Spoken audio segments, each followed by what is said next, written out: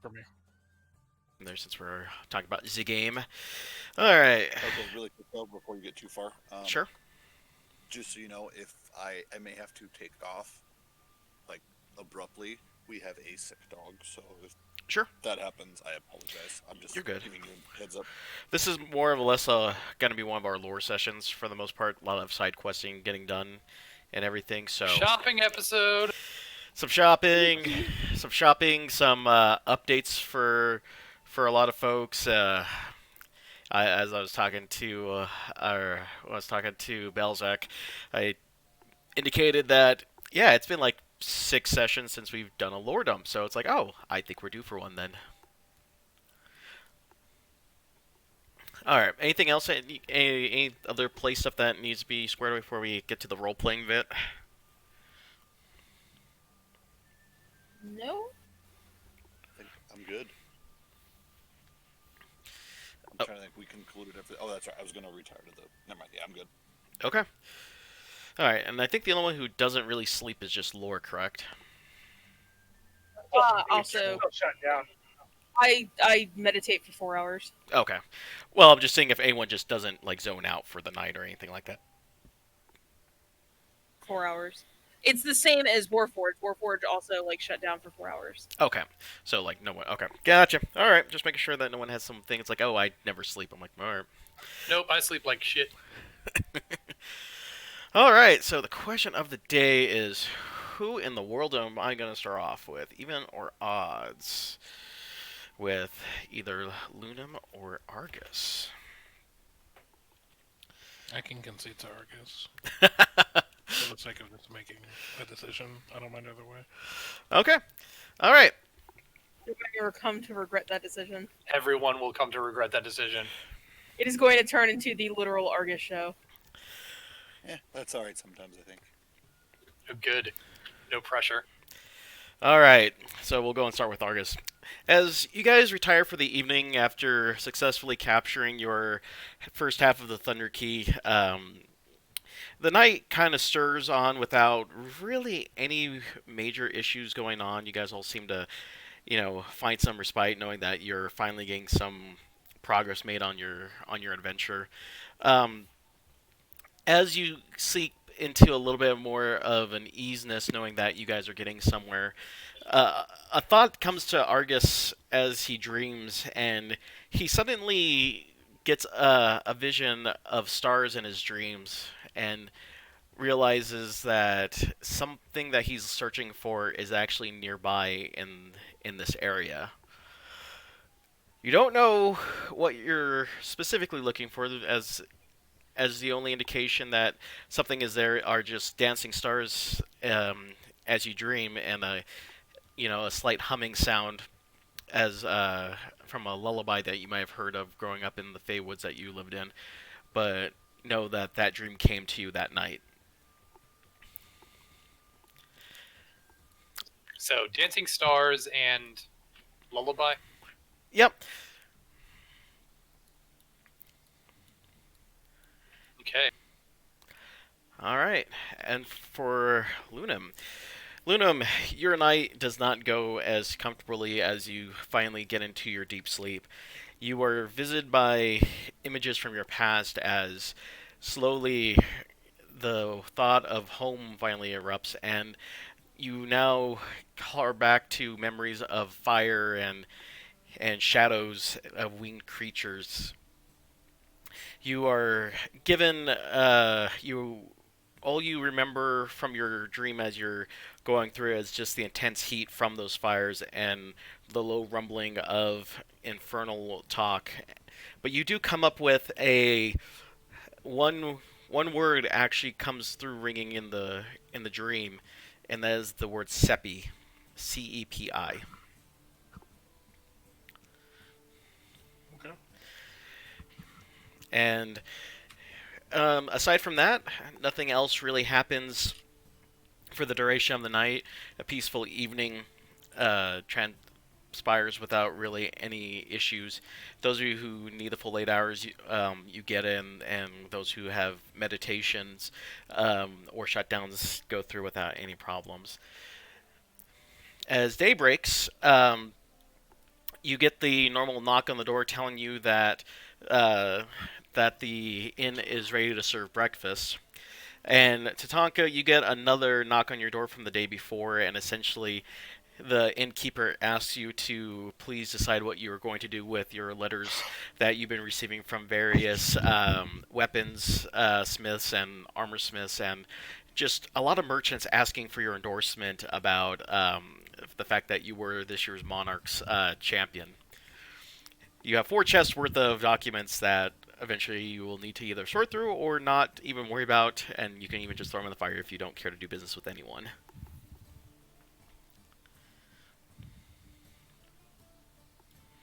And with that, I'll leave it to you guys.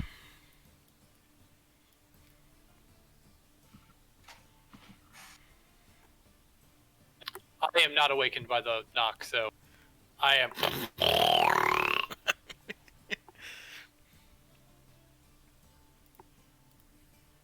And just remind me, we're not back in Platea. We're in the town with the Colosseum, correct? Yep. Okay.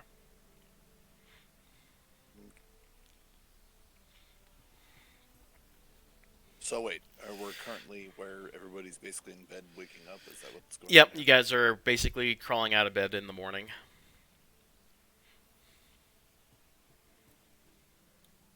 Okay. Okay. I will spend more time studying Infernal and Curses. Okay. For the time being, until something comes up. Alrighty. Yeah, I'm just gonna say to myself and sort through these letters and see if there's anything that. I don't think you talked. I was gonna say, am I the only one who can't hear her at all? Yeah, she was coming in a week. I think she was coming in through my mic, is why. Oh. That would explain it. No.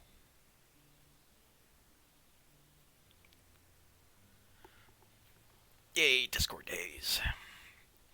I feel like my mic problems are like infectious and they've spread to Preview. I had it, last week or the week before? Yeah. I had it this morning.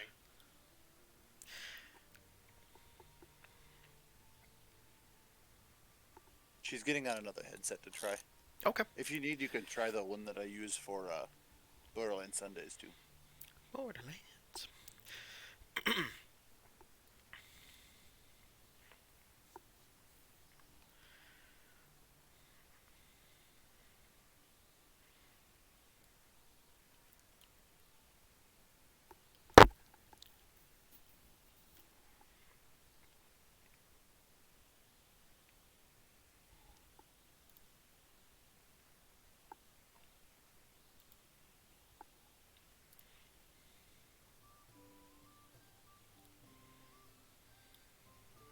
Is that better? Yes. Much. Is all we can hear. Okay, I said I was just gonna hang out and like sort through letters and see if anything sparks my interest. Okay. Is there a particular group that you want to do business with in particular? Are you looking for the one that's offering you the most gold, the one that's offering you discounts, one from a friendly face perhaps, or anything in particular? At this point, the one that'll give me the most gold, but is also not gonna screw us over as a group. Okay. So you pass up. There's a couple. The bulk of your letters are from IEI asking you to go ahead and join up with their organization, and they're willing to pay you good money if you were to represent them at the showdown of the Immortals.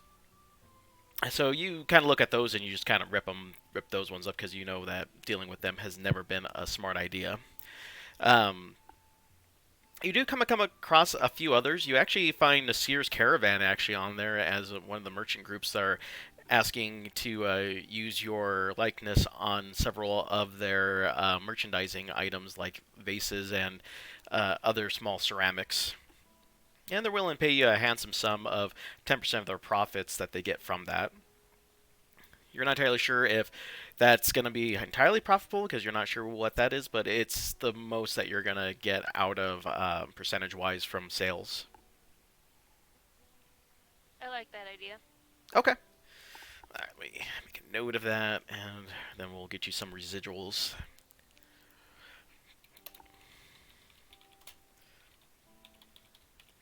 Residual coin from the seer. Okay. And then aside from that, the only other ones that tend to pop up are just ones from. You actually see one for our Hanma asking if, she can list you as her favorite customer, and she's willing to at least pay you a endorsement fee of 10 gold a month just to say that that's her favorite shop in Platea. Hi, I'm Tatanka, and this is my favorite shop in Yeah. Platea. Yep. I'll do it. Okay.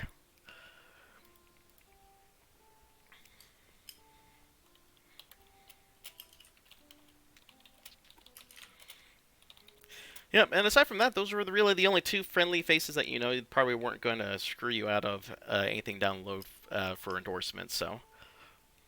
Okay, then I'll just tear up the rest of them and throw them in the fire. Okay, sounds good.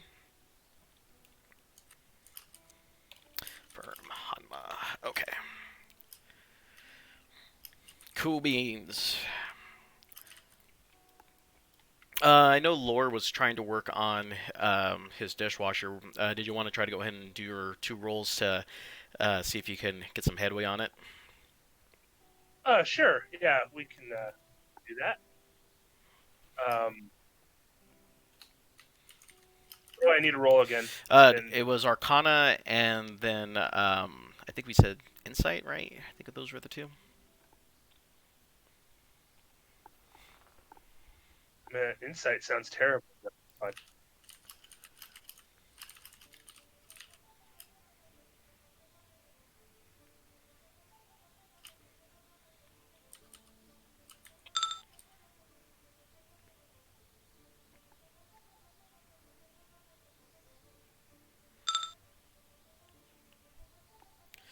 Okay, so the magic part of it is still eluding you, but at least the mechanical workings are starting to come along. You're able to at least get the mechanism to start pushing water and prevent it from leaking. So at least you've got the washing mechanism completely figured out at this point. So you're able to pump water into it without it leaking, and you're able to make a self-contained unit at this point. now, are we eventually heading back to the original town we were in? Yeah, eventually you guys will. Yeah, I'll probably keep just working on that. I am kind of seeking out, if there's people that are good at artificing, I might go talk to them too. Okay. I will keep that in mind.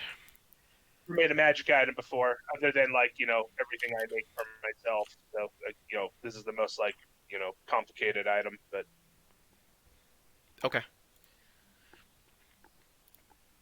and yeah, if anybody needs me for anything too, I have all this money now. Oh, I have to subtract that. Was it 40? What was that for? What are we spending that 40 gold for? Material components for Revivify, so I can bring somebody back Oh, if they sick. die. Shock paddles for the win. Mm-hmm.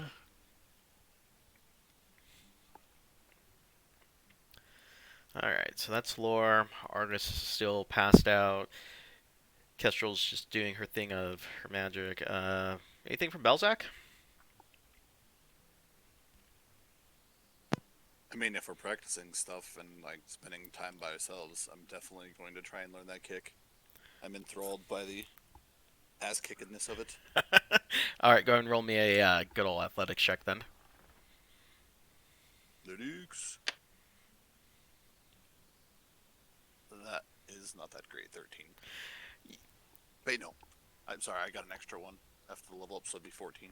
Okay. So essentially, your ability to learn the flying kick gets you to the point where you can't. You were having problems visioning it compared to yesterday, where since you just saw it and was able to at least get your body in the right position. You're trying to figure out where to put your feet in the right spot, but at least the vision's still in your head. That's pretty clear about how to do the kick and how much force to put into it. So you haven't lost it, but at the same time you're still trying to get back to getting the feel of it, since it's been a day and your wounds have closed up and whatnot. So even the impact is a little bit off now, but keep trying, you'll get it. Other than that, no, just when we reconvene, I want to talk to everybody. Okay. Anything else anyone needs to do in private in their rooms? Yeah, Not that I want to discuss on open comms. fair. I would like to cast sending on my end. Okay. With the following message. Saleth, I'm looking for a way to save you. Please don't respond so that I can still believe you're alive. I miss you.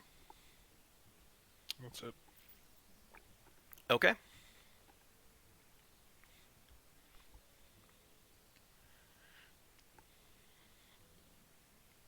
All right. Anything else before we reconvene down at the main table?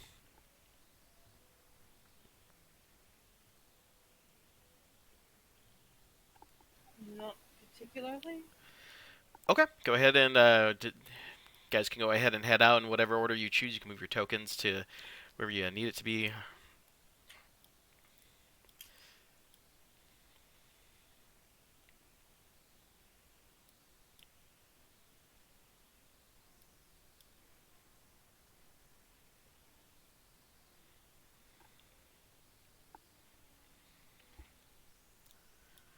Alright, so Tonka and Belzak get out of their rooms first.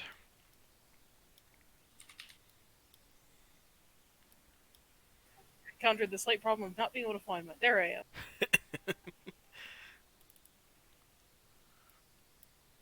Always the pain when you lose yourself.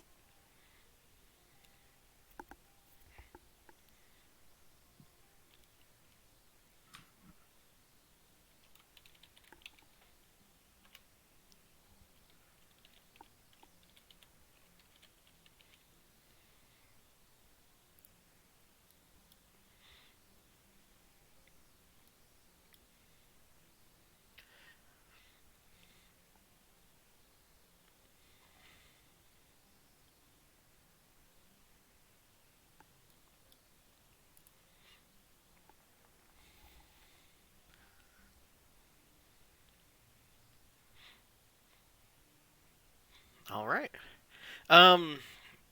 Balzac, go ahead and make me a survival check. Or insight, depending which one's higher for you. Actually, I think they're... That's not very good.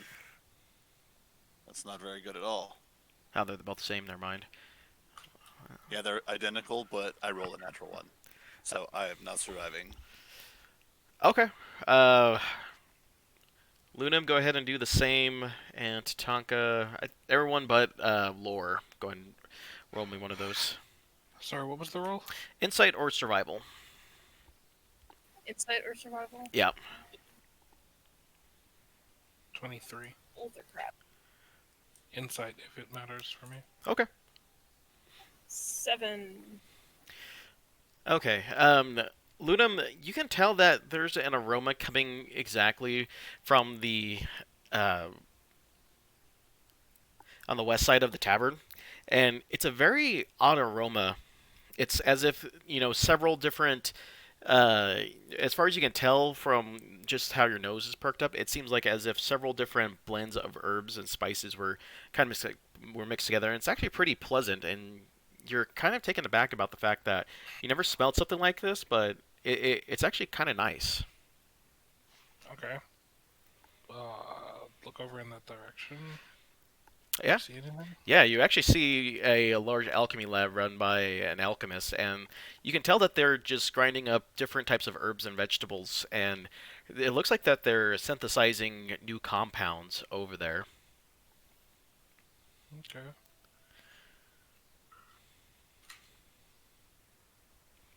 Cool. Yeah. Is there anything of note happening outside of that, or are they just Well, you vibe? no, it just throws you as off because the way that they're handling things, it seems like they're also kind of just making excuse me, seems like they're extracting different fluids and it kind of throws you as off because you never seen food preparation done in that sense, but it might be intriguing to maybe into it a bit more at some point later on. Hmm. Okay. All right. And then at this point, the uh, the main head cook slash owner of the place gives Kestrel a envelope that's not sealed but has a dark mark on it, and he's like, found this outside the inn this morning, and it was pinned with a bloody knife, and apparently you're the only one who is named Kestrel, as far as I know, in this place. So he hands it to you, and just takes a step back. Pinned to a door with a bloody knife. Yep. Kill. That's not ominous. Who the hell does that these days? He's like, I'm not entirely sure. I went outside to go ahead and spruce up and clean up for everyone to get here, and lo and behold, I'm like, oh, it's a knife with blood. And he describes to you, it's like, the odd thing about the blood was that it wasn't red or green. It was kind of, how would I put it? It was kind of weird in the sense that it was translucent and a little glittery. I'm not entirely sure, but it definitely smelled like blood. Um, Kestrel, go ahead and make me a history check with advantage.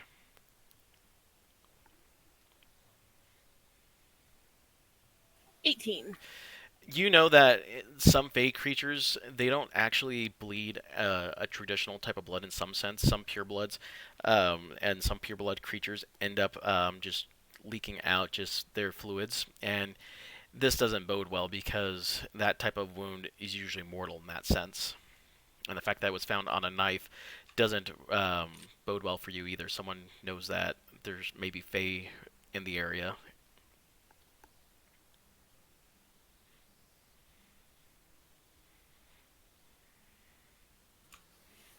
Fantastic. I'm going to excuse myself and return rather quickly to my room. Okay. And there to open the letter. Morning, everybody. Does it smell like cannibalism in here to anybody else?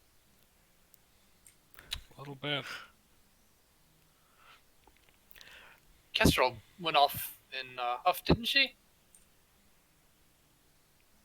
Sorry, she said she excused herself to look at the letter? That is correct. Okay. I do think that's something you're supposed to give other people in private, not in front of everybody at a table. I see. A bloody letter. That's probably an issue I'm going to have to unpack later. But hey, I don't know if you've noticed this, ladies and gents, but you see these glasses? Mm-hmm. Pretty cool, huh? I'm still Pretty dumbfounded cool. by the fact that you pack.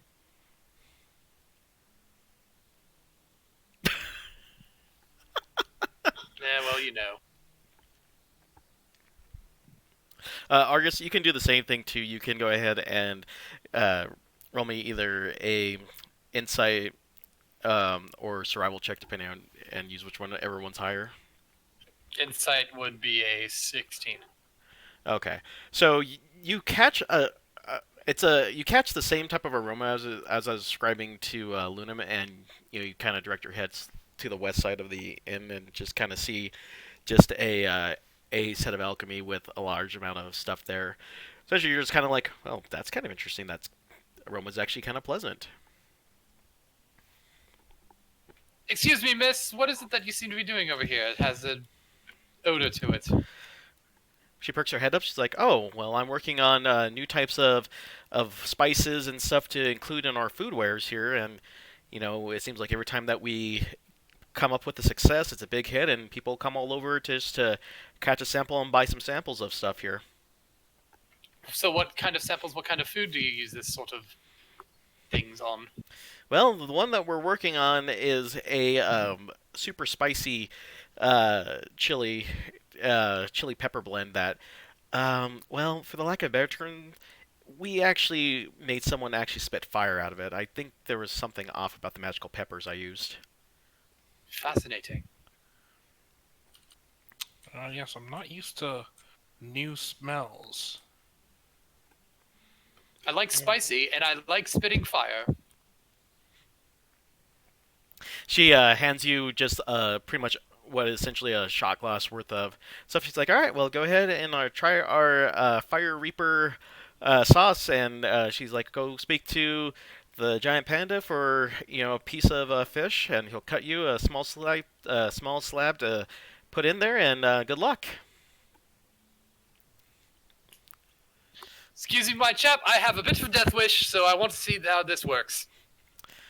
He's like, "Okay," and you could tell that the fish is pretty fresh here, and that he cuts you a piece of a nice prime piece to dunk into it. He's like, just know that if it burns on going in, it burns coming out, and hope you have some burn ointment. And he just hands you a small plate with the piece of fish on it. I'm here for fire breathing, not for warnings.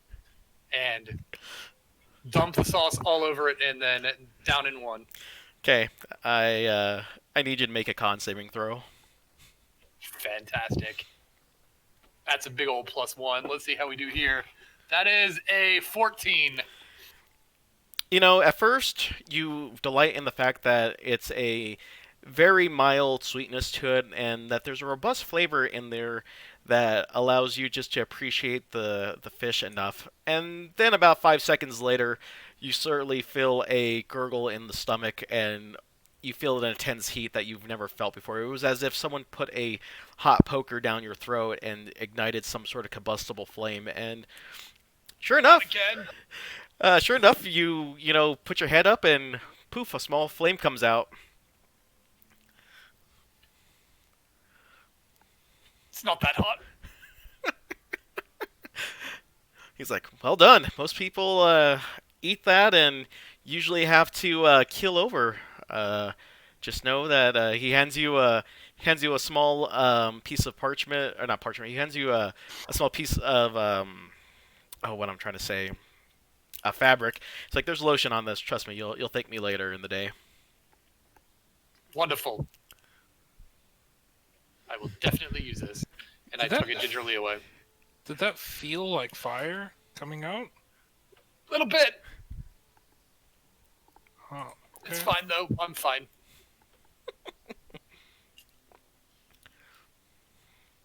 That seems useful? Question mark? I don't know. Witnessing this debacle, when you said little puff of flame, like, how big are we talking here? Oh, I'd say no bigger than probably the size of a fist. Well, bird brains, in no time you're going to be a dragon. Here's hoping. Can I belch at him? Yeah, go ahead. I mean, it's kind of done and over with, so. All right. Well, I belch The at him smell anyway. isn't, though. Yes. Yeah. I'll just hold up my drink and...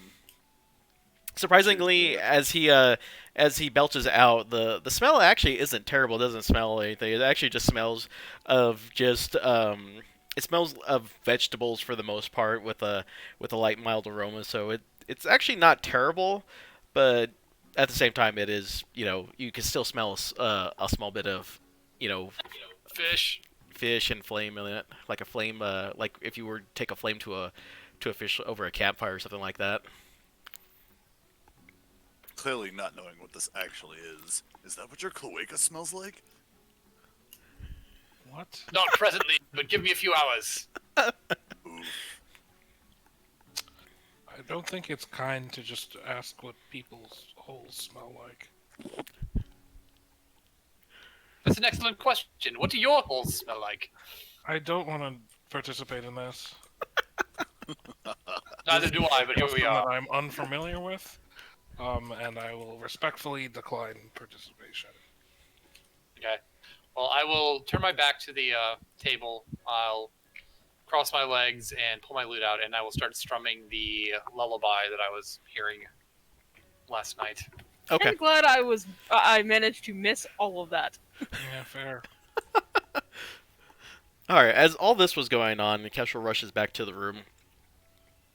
Kestrel, as you look, as you inspect the outside of the letter, it just looks like normal parchment. There isn't anything awkward about it. But as soon as you open it, you can tell that it's written in pretty terrible phase, as if someone was trying to use the equivalent of Google Translate to write in Fey. And it basically tells you that those who are outsiders to this world are not tolerated in on this island, and we are going to be here to cleanse this island of all outsiders, including you. The fuck?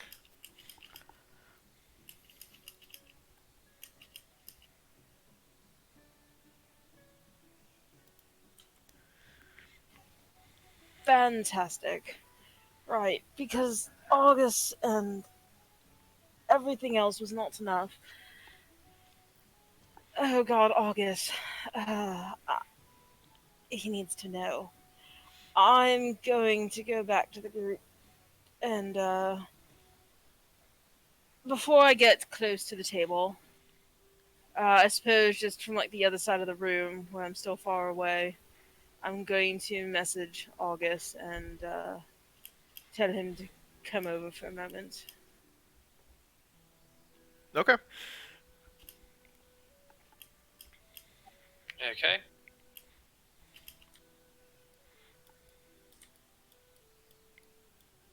Knock, knock. I just hand him the note. This was found outside of the inn, addressed to me, and pinned with a knife covered in blood from a mortal wound to a fey. I assume the knife was probably iron, but he didn't say.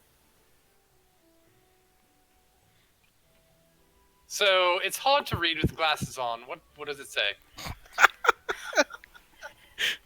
There's apparently a group of individuals, because it says they, that they're going to cleanse this land of all outsiders, and that we're not welcome here. I beg their pardon.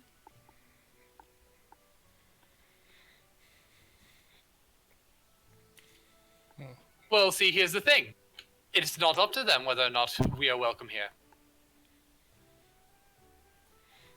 Well, they're certainly going out of their way to try. To be honest, I'm not entirely certain I see much of a reason to remain if it's going to be like this. My priority is to ensure your protection, which means if there are threats, we need to leave. What? We're winning this thing. We're here to win. I'm here to win. In fairness, we were here to escape initially because of the whole lizard thing.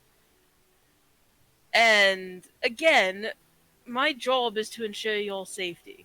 If you get hurt, I'm dead either way.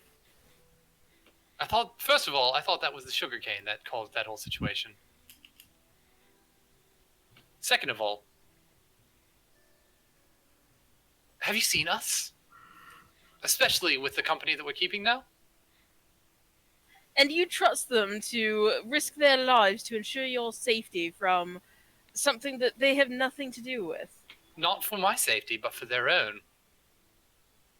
Strength in numbers and all that. And you really think they would risk themselves for that, though?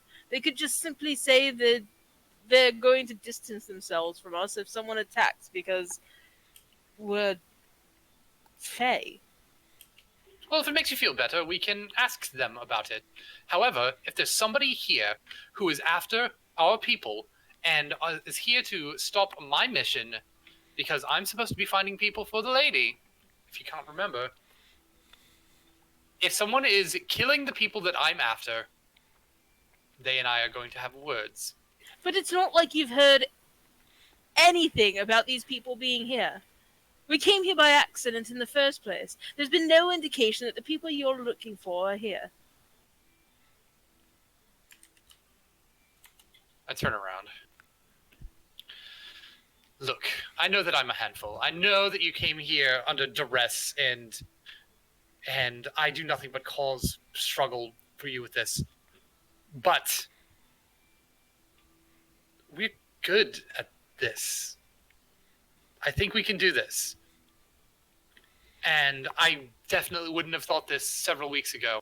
But if there are people coming after us, let them come. Let's find them first. Let's stop them. They are putting our people in danger. It's not about me. It's not about you. How many others are they going to try and purge? But How much of our people's blood can you have on your hands? Will you be okay with that? I'm not the only one here that you have to protect. my job is to protect you. That is what I was assigned to do. And I am going to protect them. Fine. I have no choice other way then. But we don't even know if they are our people. They could be from another court. They could be Unseelie. They threaten us. They threaten us all. Look, darling, I know that this has been rough. But seriously, you are good at this. You need to stop running, stop hiding from it. You need to accept that you are good at this. We can do this.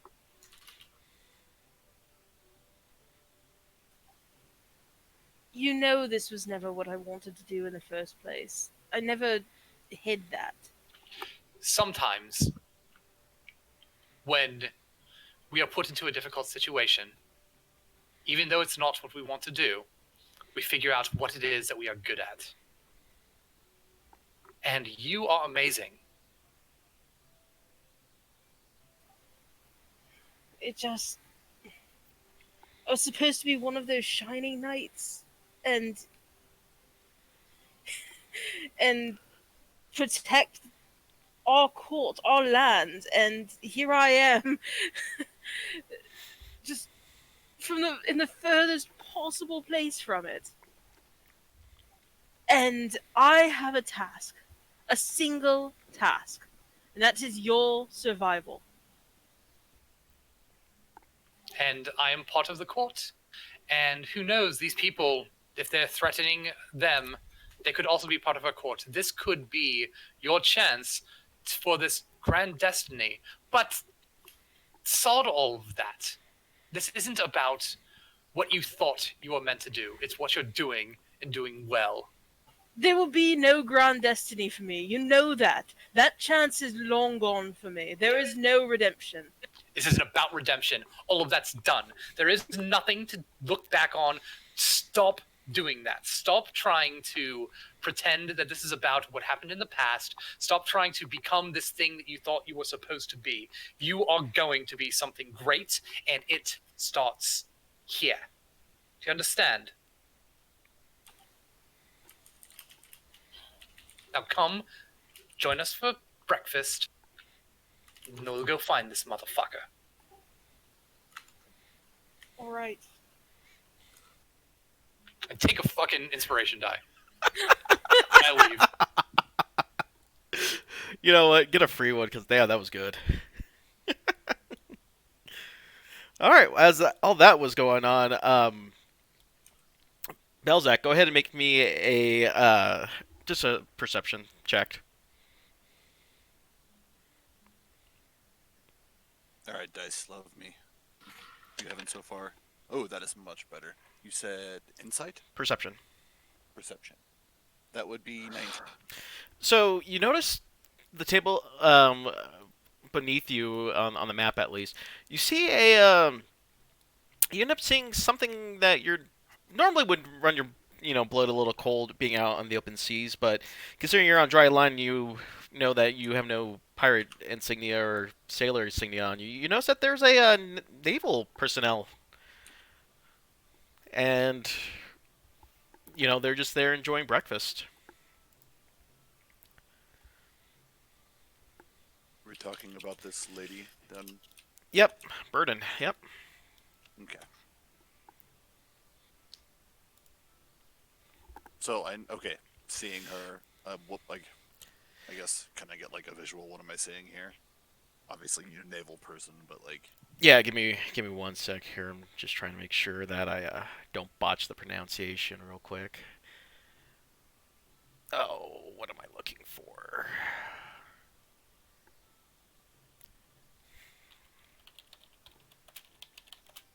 Had it and I lost it. I'm going to come back out of the room and come back over here towards the table. When I get like close, I'm going to stop, sigh, compose myself, put my glasses back on because they came off my face at some point. The dramatic glasses removal. And, okay, is there something stupid I can do? Kestrel follows behind and kind of goes through like the exact same like reset just without the glasses. Like she comes back and looks perfectly normal, like looks happy and smiling. Yeah. So all right, back to Balzac. It's an Azamar. Angelic wing. A slight sky blue glow to them along that pulses to dawn orange, and it kind of goes through that, and you can tell that the one thing that throws you off is that compared to other naval personnel that you've experienced with, this one seems really relaxed and not doesn't look like they have a stick up their ass and looking for a person to arrest.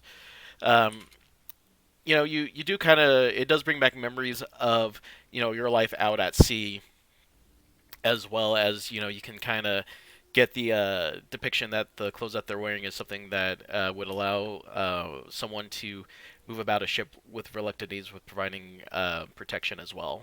Because of how a ship would rock on the waves and stuff, you have to make sure that your gear isn't too lopsided to one way or the other.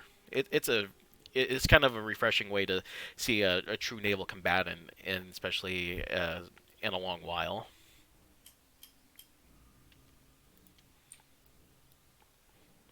All right, I'm gonna go ahead and take I'm gonna go ahead and walk over, and I'm gonna ask if I'm willing, if it's okay if I have a seat. Yeah, they invite you to sit down. And I'm gonna wave to the bartender and have him get her a drink of her choosing. Okay. Yeah. She just takes. The funny thing is that it's like she just takes. She takes a beverage that froths, but oddly enough, it doesn't have any. Excuse me. It doesn't have any pungencies for alcohol like you're used to. It actually smells a little bit sweet smelling. She's like, "Well, thanks. I always appreciate my bubble juice, as some people would call it. Essentially, it's just carbonated a carbonated fruit drink." I'm just buying a drink for a fellow sailor. It's been a while since I've been on the seas, and just I know how nice being in town can be. So she's like, "Indeed, it's been a long time since I've had some shore leave, and thankfully I've been able to catch up with my friends here, who always give me the best, let me rest here for free, and always provide me with a nice, long, comfortable meal. I don't have to worry about just dealing with the Order of the Unwavering Shield's armada and the captaining of my own ship. It's actually quite pleasant just to be just a regular civilian, I suppose." you said you have friends here? She points over to the panda and the alchemist. It's like, "Yeah." Oh, I didn't realize you were friends with them. Yeah. Interesting. So what brings you here for your shore leave? Just free place to eat? free place to eat. I happen to catch a fight here every once in a while, and just a couple of. Unfortunately, it's not the right time of the year, but once in a while they actually have a. I don't know what the right term is, but they kind of just have a lot of people gather and show off their groomed pets, whether they be birds or dogs or cats, and I wouldn't say they're familiars because they're some are, but not all of them. But I definitely enjoy just being around the tiny creatures.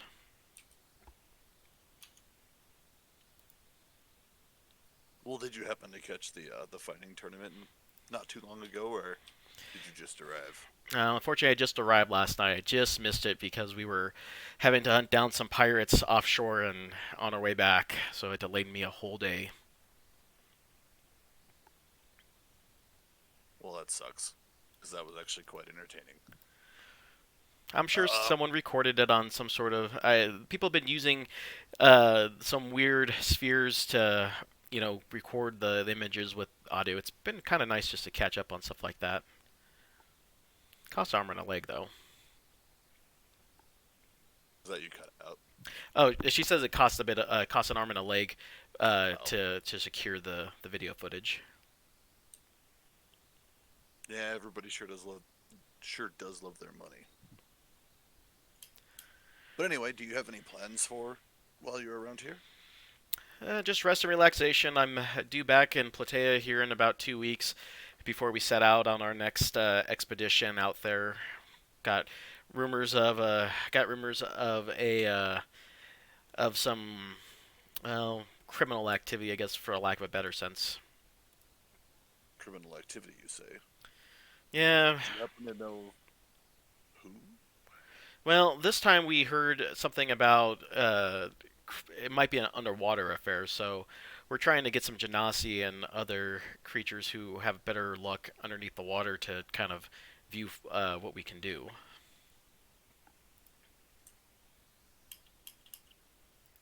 Sounds unpleasant.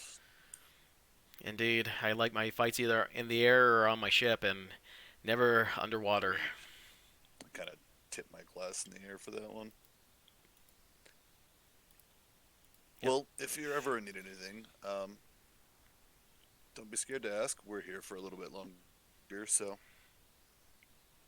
with that, I'm gonna go ahead and rejoin my friends. If you'd like to join us, you can.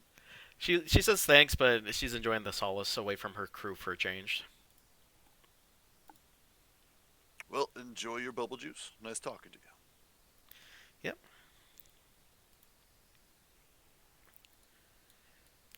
All right, and then with that, everyone's back at the table.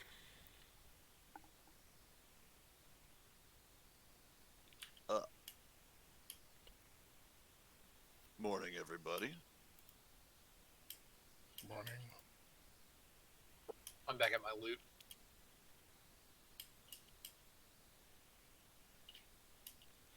Well, I have something interesting I wanted to discuss with you guys, but I'm not sure how to proceed. That sounds dangerous. So just proceed. Ominous, more like it, not really dangerous. So, I've come into possession. You remember I was looking for the statues? I don't think Luna was ever aware of that. We had the discussion of... Never mind. Anyway. Well, I'm looking for statues. I have somebody interested in this set of very rare statues. I have come across a couple of them, and I've learned some interesting stuff about them, but there's kind of a steep arrangement. And I was wanting your guys' advice because it would probably wrangle you in if I tried to go for this. I'm gonna need more information before I agree to any. Spit it out, man.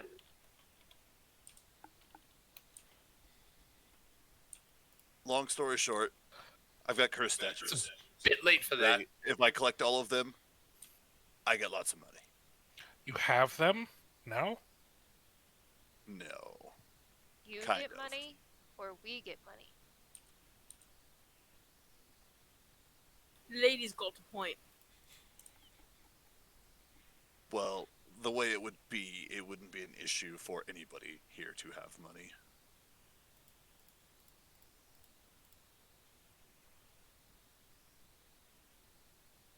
I don't follow. That's good because I actually have no money. For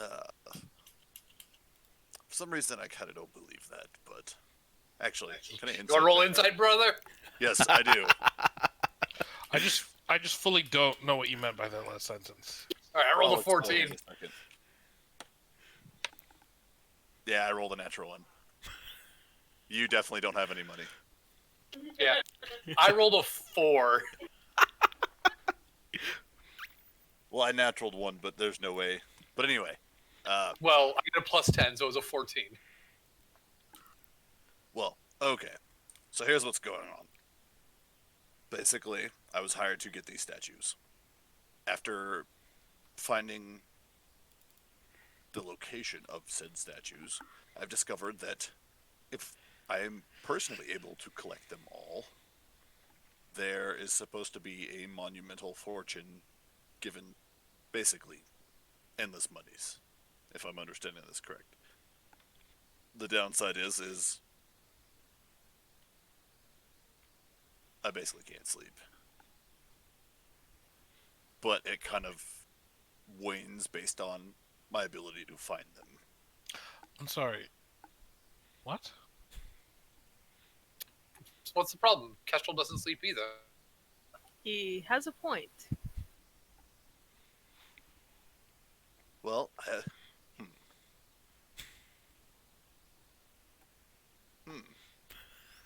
that poses a new idea. Wait, so let me recap real quick. Just for me. I know we've just started, but I need a recap. So, you are trying to get statues that are cursed, and you don't have any in your possession yet, correct? Not physically. I have access to them, but I don't physically have them currently. Like, I have not agreed to this yet. And so He the aims. curse is you don't sleep well? I really don't get any sort of rest whatsoever, unless I find a statue. When I find a statue, I get a reprieve for a little bit, but not a long period of time. And then, if I don't find another one, like it's basically a continuous quest to find these statues at that point. Do you know exactly the parameters of that? Because we can put you to sleep. We can't, but Lunim can. If I could hit him, that'd put him to sleep. Yeah, it can be done. Lunim definitely had some success with that earlier yesterday. Yes. Speaking of, I'm rather curious where you trained that particular skill. You mean hitting somebody in the back of the head? With such precision that you just knock them unconscious, even though they're, perfectly lively and healthy. I did train martially, as a knight. However, knocking him out was luck or unluck, I guess, since that wasn't the goal.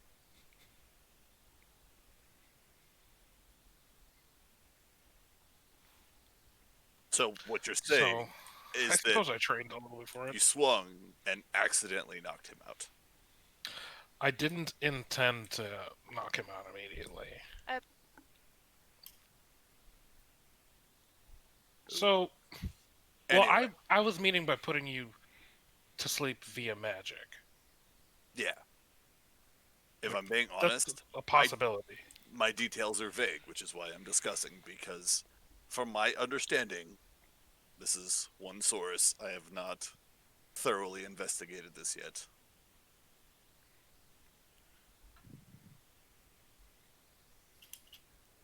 Are you okay over there? Yes, thank you. Sorry. I'm just going from my interpretation. I want to dig into knowing more about this before I get too far. But if I were to do this, this would probably be a resource sink and a time sink.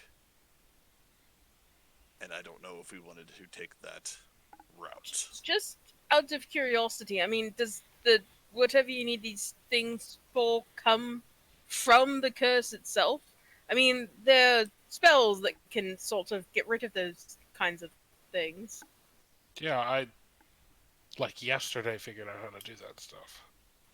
And if that doesn't work, could go looking. I know that there's a spell to do it. I would just need to do a bit of research, try and learn it.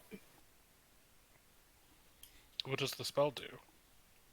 Removes curses. It does what it says on the tin. I see. I know how to do that, and I can help you. However, from what I've seen, our magic is very different from one another, so I'm sure it wouldn't work 1-to-1. But I mean, You would think so, but that one is trying to learn from me, and I point at Belzak. That's fair. Belzak. I mean, What exactly is this cursed item? Or items? What do you know of it? Pretty much what I've told you. That Which I don't is- know which is- parameters. I've which is been not told much. basically. But Can we I'm in a look at them? position where I have to make a decision in the near future. I can do a little bit of digging, but I gotta do something. Well, you have them. Maybe we can examine them. I do not have them. You have nothing on you of them. I don't have the actual statues. I have access to the statues. But once I take them, then said curse and everything is employed. Also, be really in debt. I have a couple of questions. By all means. Do you know how long that reprieve of finding one is before you can't sleep again? Couple weeks, a month. Because I if think you don't that's right, sleep, wasn't you it? do die. What is that? What he said? I'm not. Off on Yeah, that. yeah, anywhere. So? Yeah, it's around anywhere from 3 to 6 weeks. I'll give you that time frame. It'll depend on the individual essentially after that. I was just trying to remember from last week. Yeah, so I didn't yeah. directly write that down. It's 3. Looking on the Yeah, yeah, 3 to 6 weeks. It depends on the person. So this is 3 some- to 6 weeks, So this is something that we would have to bear a great amount of attention to. which is And why try I to bring it do to it. your attention. Is it even possible to do it in a hasty amount of time to avoid expiration? Yeah, I feel as though we would have to know where all of them are. Any and then chance go of and get- paying like a down payment or whatever for these things and having them stowed away on layaway? And then when we find and locate all of them, you can just pick them all up at once? I never tried that, but I don't know if that is necessarily an option. We can definitely explore that as an option.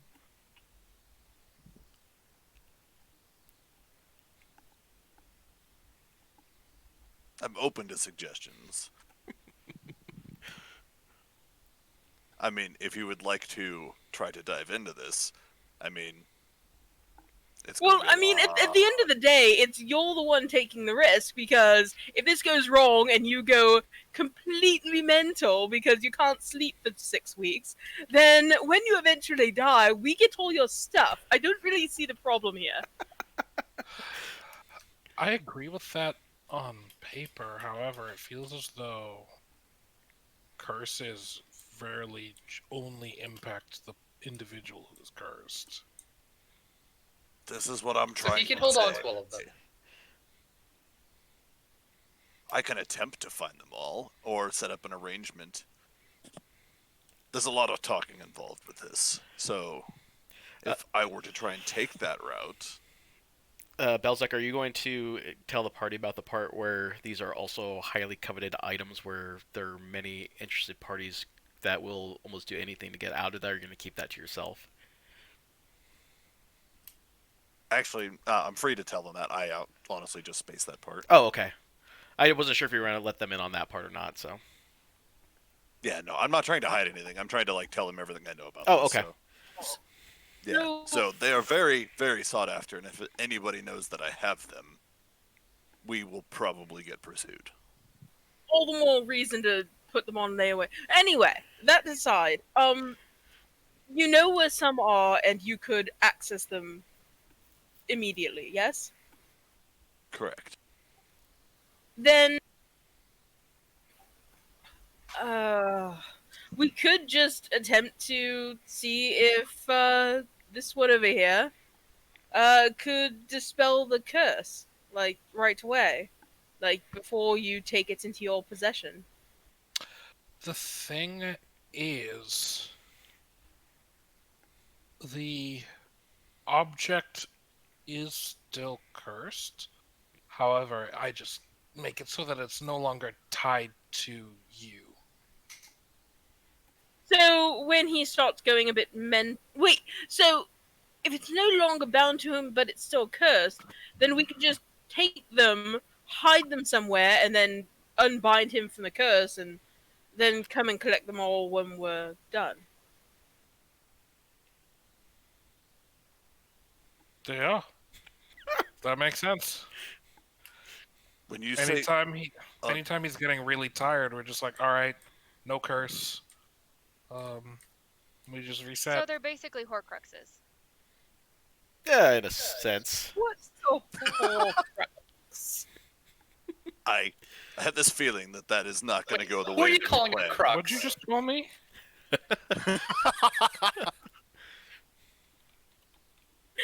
No, what I mean though is, like, could we not just find a convenient spot and bury the bloody things, and then come and collect them once we found all of them? So he didn't have to deal with them on a day-to-day basis.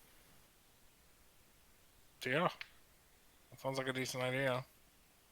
Either that, or we just give them to the robot man because he doesn't sleep or meditate or anything.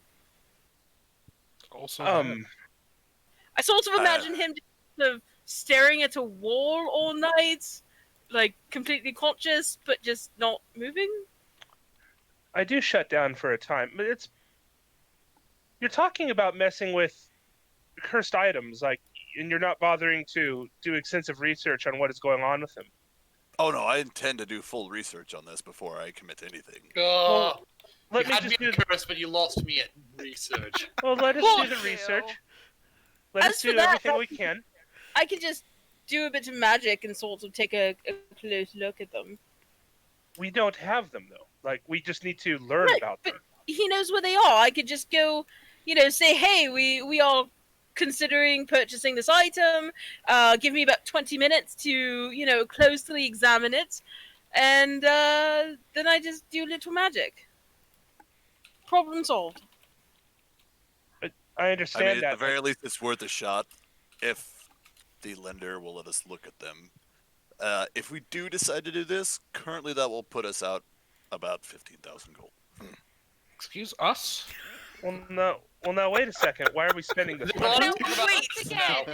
is this you or us? Yeah, who's we? We? Well, I'm not liking all of this we. You said nothing about 15,000 gold. well, I hate to break it to you. In Belzak's defense, you have to spend money to make money. How much money do you I make think we just in clearly defense? went over that I have none. I don't think this is the investing opportunity that I learned about.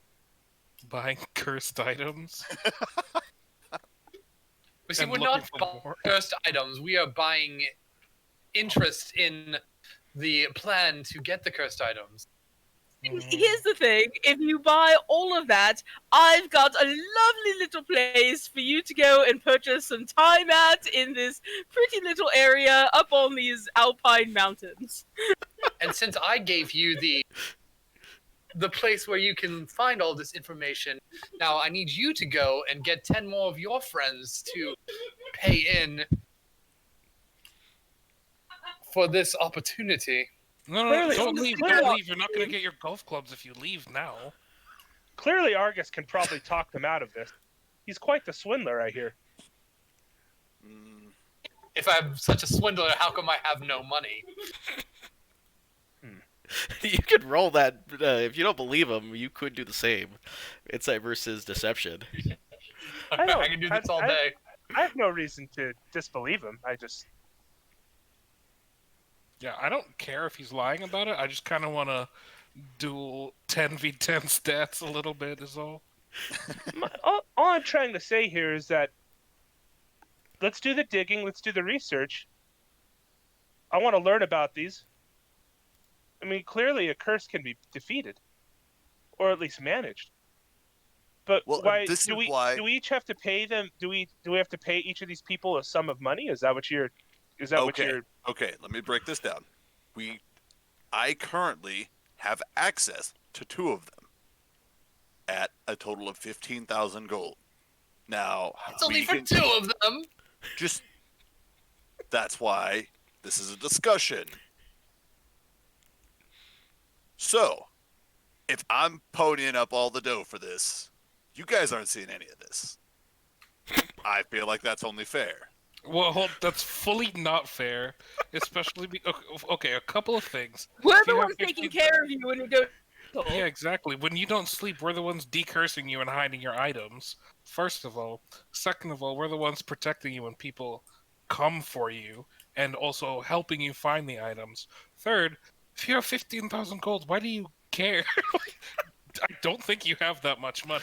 Yeah, I you do can not. set yourself up perfectly fine with 15,000 gold for the rest of your bloody life. All right. Well, I'm just gonna blue sky You're one of the this. short-lived ones, right?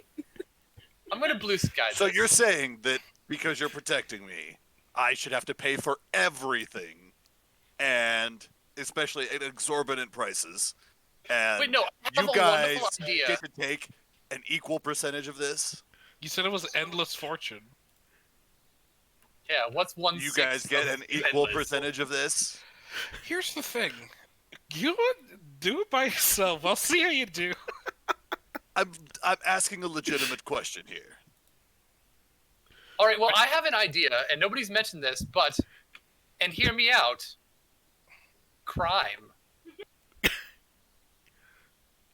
That's. I mean, it's an option. Yeah. Oh my! Hey, Don't I get wanna me hear wrong. anything from you, by the way, Lunam. Last time you tried to help somebody, you knocked them out. So He was learning. He was needed help with fighting. What am I supposed to It do if I'm going to hit him? happens. Accidental crime. See, at least we haven't committed assault on an innocent man. All right, so So- can we hold on? This thing that's going on is completely illogical, which is against my nature. Now, here's Have you what met me? Speak on it, King. here is what I'm trying to say at this juncture. We don't have 15,000 gold. You don't. Definitely Argus doesn't. He says he has no money. I know I don't have 15,000 gold. Thank you. So why are we doing like it? Unless there's 15,000 gold here, why is this even a discussion? Or is this something that is on its? Is it on a timetable? Do we have as much time as we need with this, Belzak? I mean, as far as I know, there's technically no time limit on this. The only person currently that I guess is kind of on a time limit is the person that has the statues currently there, anticipating the removal of their presence from them. And So just if to I be- were to add, they currently are not in possession of them. They Okay. actually have them basically stored away, and they're still getting affected by it. Well, if I'm not going to be overly short, aren't we already on a quest that'll give us incredible spending power already? This whole Yes. place will be ours. That is correct. Yeah, I will say, like, I didn't want to like tamp down your enthusiasm because you seem really into this thing, and I want you to enjoy that. But there seems to be little point. Okay, that's all I needed. If that's what you guys think, then that's what we'll do. I'm just saying that it's something to be fair, Belzak, I'm highly interested in these items and learning about them because that is something that keeps me up at night. However, we do need the money to be able to do that. If it's something that we come across a minor fortune, and we can double back to it. But we're not going to debt ourselves to these crime lords here in town, even though they are quite nice from time to time, as you've learned firsthand. But that is the quickest way that we could go about making that money, is by asking for a loan from them. That option is there. Mm-hmm. Yeah, no offense. I have no intention of binding myself to the undead. Yeah, I Excuse don't me. want to do that. I am honestly interested in learning about the items, as he said. But if we can't start up, then we can't. That's fair. That's all I was Interested going in- for. I just wanted a logical discussion on this So, amongst everybody. here's a thought. The man who's selling is being affected by them, but he still wants 15,000 gold for someone to take them off his hands. For the record, I haven't tried to swindle him down. I didn't want to commit too much to this until I had made this decision. I'm just curious. I mean, if they're so horribly cursed, would he not just want to give them away to the first person passing by? Like, please take this off my hands so I stop not being able to sleep. Yeah, how's he sleeping? How is he surviving? From what I understand, the rest of you mostly need to sleep every night. I just shrugged my shoulders. Sometimes all day too. Now, I am really tickled by this now. You know, we could probably take out a loan against Tatanka's fame. You know, she's quite famous now. You know, I think he would probably be willing to do it. I think they'd be foolish not to. Especially, do you really think that the outcome of this money is near infinite? From my interpretation, Where did you get this information in the first place? the guy that I got the statues from, or that I can get the statues from. Like, the whole thing. It just, some random peddler said, hey, I have some cursed statues. Buy them and they'll give you lots of money. No, I was seeking the statues. I had somebody approach me about actually trying to find them, but they didn't give me a lot of info on the statues, so I decided to ask a little bit. Did they want you to find the statues for them? Yes. Which means you already have a target on your back. So if we decide that we were going to help you and then keep them, that means that we already know that there's at least one enemy who knows exactly who we are and who will be targeting us. Because we will have betrayed them. Assuming they know that we've betrayed them. I feel like if they brought your attention to the items, then they would be following them. They didn't have any info as to where they were.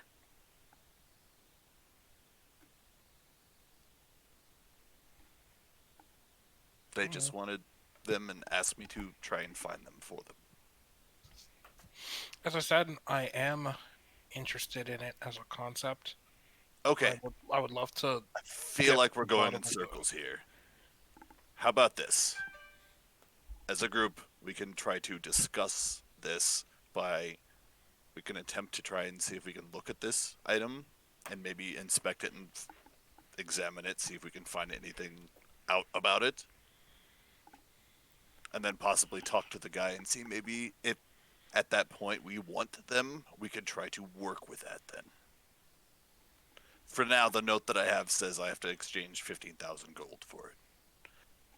Well, it feels like we're probably at a better point where we should begin looking for the ones we don't know where they are, rather than starting with paying out money that, frankly, we don't have for something that we know where it is. Or here's a crazy idea. We just sit around here and wait for about 2 weeks, and then when he can't sleep for 2 weeks, he'll die, and then we can just take them for free. I don't think that's how it works. That sounds like how it works, honestly. It sounds pretty logical to me. Well, don't take your word from her. She doesn't sleep at all. How should she know? That's a good point. Well, there are certain parts of my education that are a little bit more There's that word again. cruel than others. What, parts? Education? That's the one. She keeps trying to tell me what it means, and I won't have it.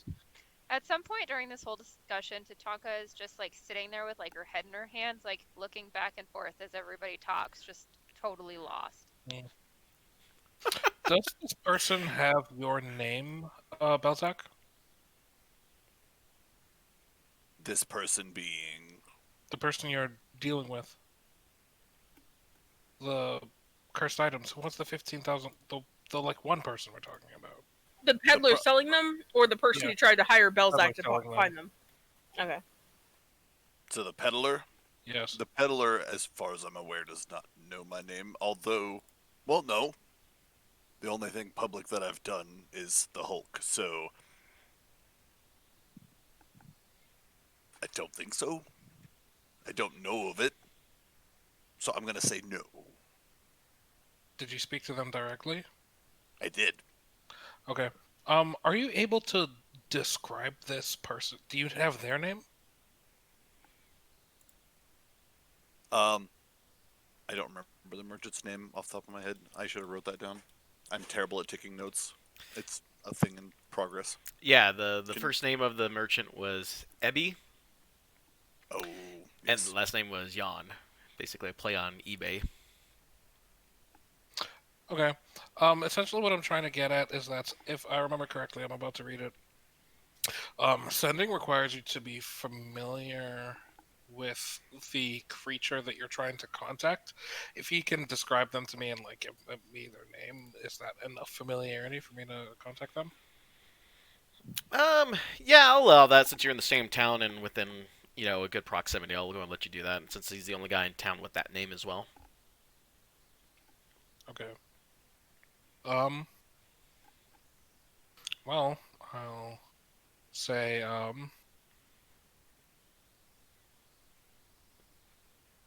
Hulk will not be spending 15,000 gold on cursed items. Try again. He kind of gets, it's like, whoa, one of these, huh? It's like, okay, well, I'm just here selling the item I'm just selling this item on the request of someone else, so that's all I do. Wait, are you? What? Yeah, that was the response he gave back to Lunam, is that he's selling it on someone else's behalf, so he doesn't care. Yeah, I will share that information. So, yeah, this guy doesn't even have the items. Oh, he has the items, but he's not the owner of them. He's selling them on behalf of someone Well, else. Yeah, for sure. But I'll convey that idea to everyone. So he lied to me then? No, he never said that he owned them. He was reselling Yeah, them. he did. I'll have to go back and relook at that, but essentially, Yeah, Ebion said that he was fatigued and he would be happy to have them out of his possession, so he could get some peace. Was oh, exactly I what did you do said. that. Yeah, now it's come back to me. Sorry, it's like I can't remember where I was going with that one. So yeah, I was like, you changed it, either that or he lied. yeah. Sorry, yeah, he's basically trying to. It's in his position right now to resell, essentially, though. So they are affecting him directly because he is technically in possession.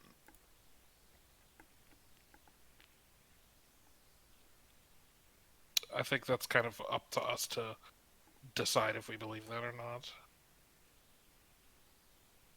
I imagine. That was a question for you, Sal. I'm sorry. Repeat that question. So he is directly connected to the statues and is basically the owner of them because he's selling them for somebody else? So because he technically has possession of them, he's trying to sell them to get rid of them, but he gets a commission essentially. Essentially, he sells them and he gets a commission off the sale, but technically, since he physically has them in his possession, he's being affected by it. So the original owner is not being affected by it, as far as we know. It's just the Right. person who has them. Okay. Yeah, that's what I was asking. Yeah. Okay. Yeah, we'll go and go with So that. it's basically like he owns it even though he's selling it for somebody else. Okay.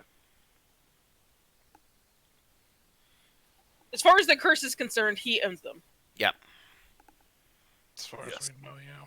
That was my inquiry. Okay, well, whatever. Well, is this something you guys want to pursue, or should I just resolve this task on my own? Out of curiosity, how much money would you get paid if you gave these 2 statues to the person who approached you in the first place? Handsomely? I mean, that I assume that covers the cost of the statues plus more money as well. As far as I'm to understand, acquisition of the statues is me finding them and smuggling them. So basically, even if you were to purchase them, then bring them to this other person who wanted to hire you, you would still make a loss. Oh, if I didn't make enough to pay for it, she could go fuck herself. So, I mean, we could just buy them, bring them to this person, sell them and recoup the losses, plus gain a little more, and then in the future, once she drops dead from the cursed statues, we can claim them back. Just withhold the last one, but she'll start to go insane well before you. I have another suggestion. We could, using your pyramid idea here, to, have her purchase them, we I'll make be our right back. cut. What we could do is contract to find all of them. I'm going to put quotations in the air. And struggle to find them over time. And as her fatigue sets on, we could keep raising the prices to find them. And when the last one gets there, then we can enact what you're saying and finish it up from there. Did everybody follow I do that? love some good extortion in the morning. I'll drink that. People were upset with my suggestion of burglary. Oh no, I'm not upset by that at all. I'm fine with it. I never said anything about being upset about it. I feel like It you're was listening too mostly much. Lunan. Okay, this is slightly off topic. Just throwing this out there. So another thing that you had mentioned in this whole thing is that there are other interested parties that may be throwing violence towards us if we were to try and do this onto there. I don't know if it's necessarily violence, but I'm assuming they would definitely use resources to try and get at us. Again, quotations.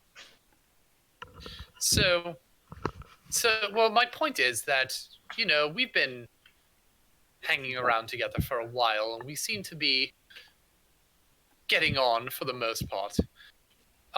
So this is a fairly potentially dangerous situation that you're asking us to get into, that we may need to have each other's backs in order to make sure that, again, if violence does come our way, that we can handle it. Correct? Very much so. August. And I just What? sort of look seriously at him. I said I was going to ask. So, this dovetails nicely into something that I have to ask the lot of you. And then the note that I never gave back to Kestrel, I slammed down on the table and said, so, there's somebody out here killing people like us. And I pointed her. Oh, God damn it, August! There's somebody out here who are after people like us, and I just am curious if these sorts of people if we come across them, that we can rely on everyone here to make sure that if someone ends up dead, it's not us. It's not their business.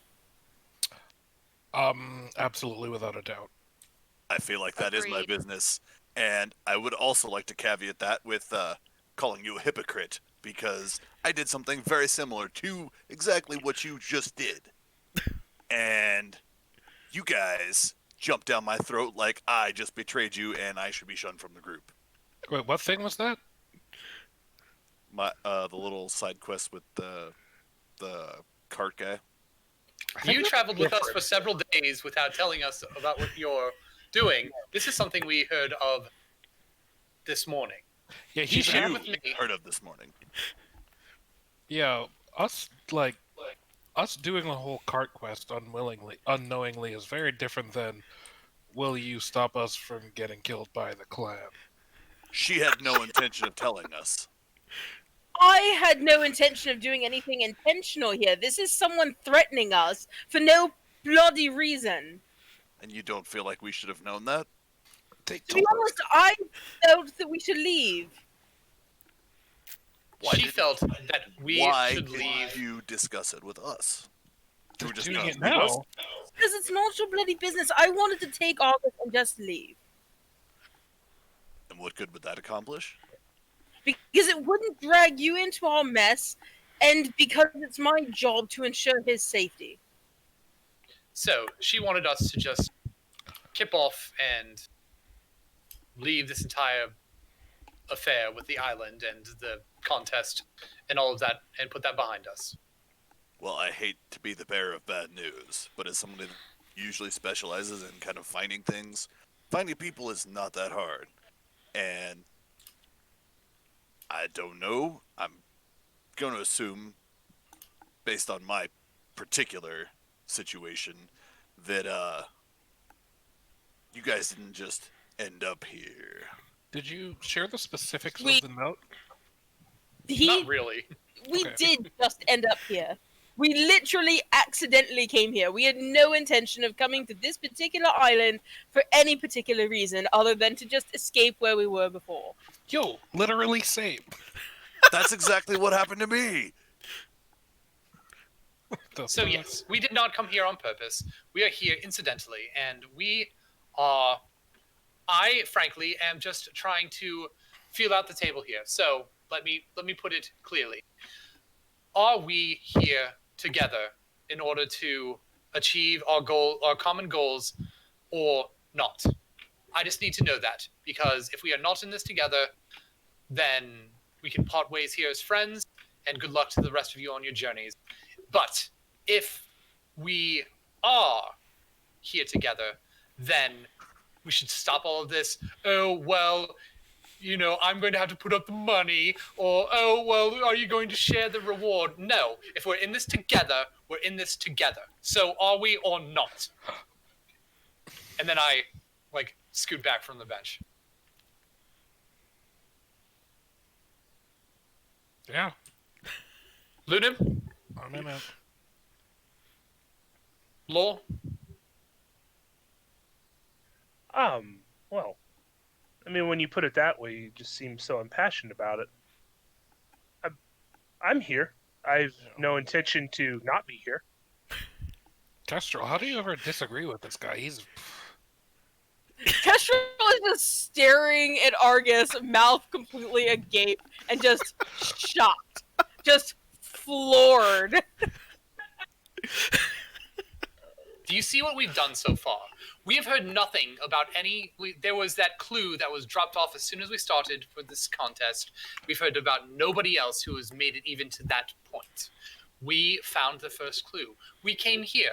We found the first half of the first key. Nobody else is doing what we're doing.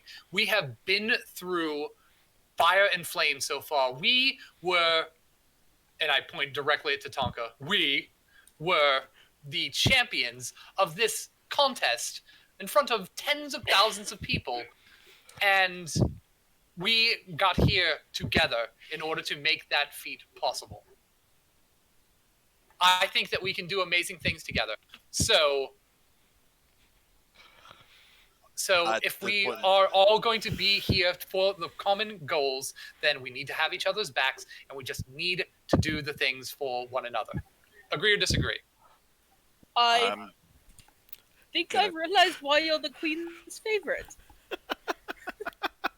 I'm gonna I'm just gonna slam my drink, everything that I got in front of me, all of it, down the sides of my lips. Slam my mug down. Deep breath. Well, if you're committing, I'm committing. And I'm going to push my drink in the middle and sit back. Tatanka's gonna slowly like stand up and then just start a slow clap. Has anybody been listening? The to us? 80s building clap. Yeah, the drow behind you just looks at you, and her mouth goes agape when she see both Argus and Kestrel. This drow behind you. I'm just going to point at her without looking and say nothing about the contest. That was not for you. Yeah, I was gonna say, like, can I look around and see if anybody can hear us or has been listening to us? Because we've been yelling loudly about fortunes and cursed sought-after items. For the record, that's not uncommon right around here. Yeah, it's not. But both Kestrel and Argus, roll me a history check with advantage. Let's see. That's a +0. 15. I only have a +0, so that would be a Let me check my math. 20. So there's that nat 20. Give me 1 sec here.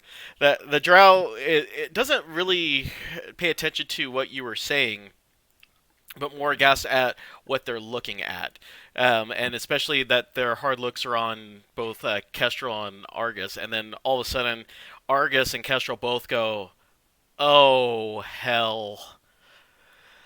Stars and stones, whatever kind of thing for what you need to, and really, I thought I had. It's basically another person in service of another winter court. And it happens to be a one, since the courts are divided into 4 seasons, this one happens to be winter. And the drow wears a sigil of a lancer symbol, but wrapped in emblazoned on top of a snowflake. I don't remember. What was our court? Was it spring or summer? Spring. Thank you. Yep. So you two have now just met a person of the you met a lancer of the winter court now. And she's like, Spring Fae. Don't hate. Hello there. Oh wait, no, hang on. In Sylvan. Hello there. Don't necessarily like you or want you to live. However, there is someone around here hunting Fae. You should be careful. And then just completely ignore her. She says back in Sylvan, it's like, that's why I was assigned here, to figure out who was trying to hunt us down. And she pulls out a piece of parchment, and it's basically your Shadow's symbol that has the X through it. The one, and you're like, oh, snap. I'm pretty sure that was discussed earlier, wasn't it? What was discussed earlier? With them about the, like, being hunted. And, like, the note and all that. I'm pretty sure we discussed that already. Well, for Kestrel, the sigil is that of her old group that she was a part of. But it has an X through it, and something that she had taken note of when she first got here. Wait, hang on. So on the letter is the symbol of like it's the same symbol that was on the thing that I got from like the beginning. Yeah. Oh, I need to find my notes for that. My memory is not very great. So essentially, you got word that that there was someone in this town wearing the sigil of the shadows from your court, but with an X through it, and it was a person of interest that could tie you to the person of interest that you're looking for.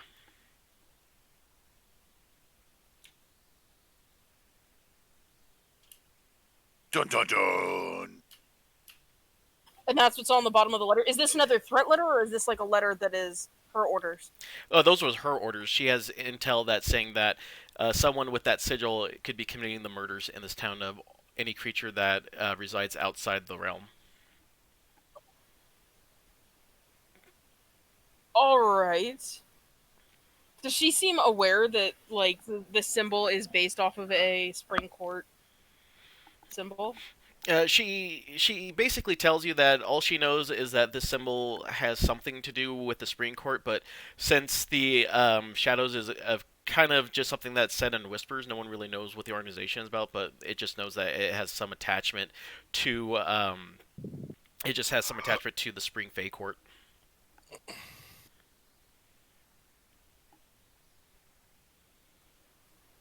Lovely. August? Anything? This feels like more of your area of expertise. Right. To be honest, I've never actually dealt with anything like this. Look, I got through training and that was it. I immediately became your bodyguard. That's what happened. And my training up until the very end was mostly for me remaining in the court. The training was inadequate for me to come out here and act this way. So is this like a sign of the chap that you're after then? Well, yes, sort of. I mean, yes. Okay, so But I have no idea where to find him. Miss, where did you get this note from? She tells you that that the Winter Shadow Corps basically has tried to dug up intel about potential slayings. They had originally sent out a couple of their Lancers and Guardians, or not Lancers, but they sent out a dispatch of Lancers out here to really get into the contest to try to win it for their court and use their resources to further their influence. But the fact that they went silent over a month ago, and the fact that they found their dead bodies, indicated some sort of foul play. So your people are the ones getting hunted by whoever's killing people? Well, she also says that the summer and autumn courts, from what intel they could get, some of those folks who were some were just traveling, and others who were also here for the contest were slain as well. So anything from any of the Fey courts seem like they're being targeted by this extremist group. Extremist group? What I don't understand is why they're borrowing a symbol from the Spring Court. Well, she goes on to say that that was just one of them. She also reveals that based off of her intel that there's that each of the courts seem like they have some sort of either defectors or some sort of group that is disgruntled with them in some way, and there's also insignias with X's across that have a autumn leaf, a snowflake, a cherry, blossoming flower, and then what would, I guess for the lack of everyone, a grain of wheat to represent autumn. They all seem like there's groups associated with essentially people who hate the Fae, essentially. So they're from defectors of the courts. Some defectors, some disgruntled folks who have been wronged by the Fae, and some who just brought up in ignorance just dislike Fae in general because of the stories that they were told about them. Are we all hearing this? It's still in Sylvan. No, I suppose I didn't make it very clear. My first thing was in Sylvan. I sort of mucked up my attempt at changing my accent for Sylvan. I was trying to speak normal because, thing, Sure. But I think that threw everybody. So, I don't know, maybe I should just give up on that idea. August still doesn't know what's going on. He was able to understand everything, so he just responded in kind. What's going on is there are people hunting people like us. They're defectors, or they're people who just seem to hate the Fae for some reason. So, is it like a rebel Fae? Not entirely. It's also just ordinary people who seem to hate the Fae. Yeah, Rebel Fae. Hmm. Rebel Fae implies that it's all Fae who have turned against the course. It's not. It's ordinary people like you who just really hate people like me. Are you sure about that? Some of them are, yes. See, here's the thing: is that we don't know who any of them are, so we're not sure about anything. That's what I'm saying. You didn't say anything about that. That's what the other woman was saying. So she did say that it could be anyone. So it could be there are groups of people who may be Fae. They may be just people who don't like us, who want to make people like us less alive. Okay, now you're speaking my language. What? So it is I'm my sorry, goal. excuse me. The fuck? So it is What? my goal, if there are people who want to make me less alive, is for us to make them less alive. Have you found any hints of where they might be or how they're finding people? I mean, it's not as though every elf is Fae. It's not as though Argus looks particularly different than any other bird person. You take that back. Wait. Have you not seen my sunglasses? I've I'm never saying seen- physically, it's not possible to tell the difference. It's not as though you're growing horns or sprouted vines. I mean, there are certain people who absolutely have, but you haven't. You're just a bit colourful. Thank you. She basically says that the one eyewitness account shows someone that was speaking in Sylvan, and is how one person was found out, and then another had touched some cold iron and ended up hurting themselves and alerted themselves in that way. So they're keeping careful about certain Fae, anything that potentially could just anyone who slips up and not protecting themselves in that sense are getting picked out by this group. I guess, for the lack of a better sense, it looks like they have eyes and ears in different places. Well, it's not as though I revealed myself by touching iron. That's not really a problem for me. What with the whole not pure blood thing, but I suppose they could have heard us speaking in Sylvan.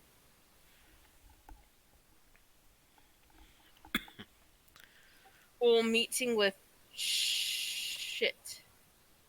Gruff. He might be in danger. He's a bit more obvious. But to be fair, fuck that guy. Look, just because he's a massive asshole does not mean that we shouldn't, warn him. I sort of suspect the Queen would be displeased if her envoy here was summarily murdered. Ugh, you sure know how to say things to put them into my perspective. Fine. We should probably warn him. Right. I'm going to scribble out a quick note and see if I can have it posted quickly. Wait, no. You. You were able to contact someone from far away, weren't you, Linum? Yes, and I would have offered.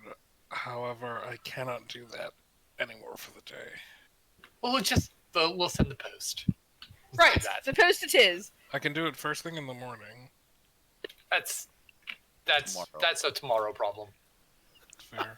I'm not certain how quickly the post will make it from here to there. Look, we're doing something. We're helping.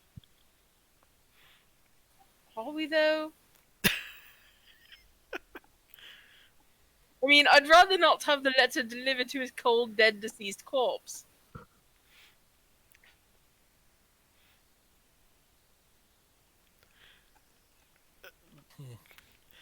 Nothing.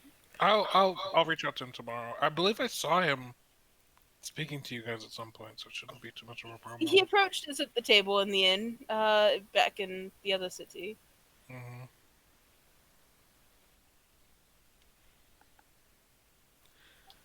That might have been when they recognized us. I don't know how often I've been speaking in Sylvan. Not often, I think. But anyway, right. I suppose this is sort of just reached the top of my to-do list. If this is such a... I thought, honestly, it was just us being targeted. Apparently, it's bigger than that. Look, we just need to keep our wits about us and be very aware of our surroundings.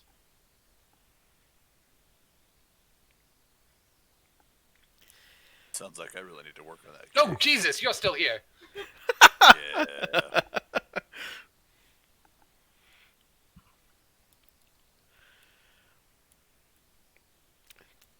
All right, Tatanka, you as you're listening to everything, the Panda Man hands you envelope saying this also just arrived a few minutes ago from the local mail service. It's from the local Dwarven embassy in the market area. They wish to converse with you and thank you for your assistance out in the woods. And then he goes back to his cooking.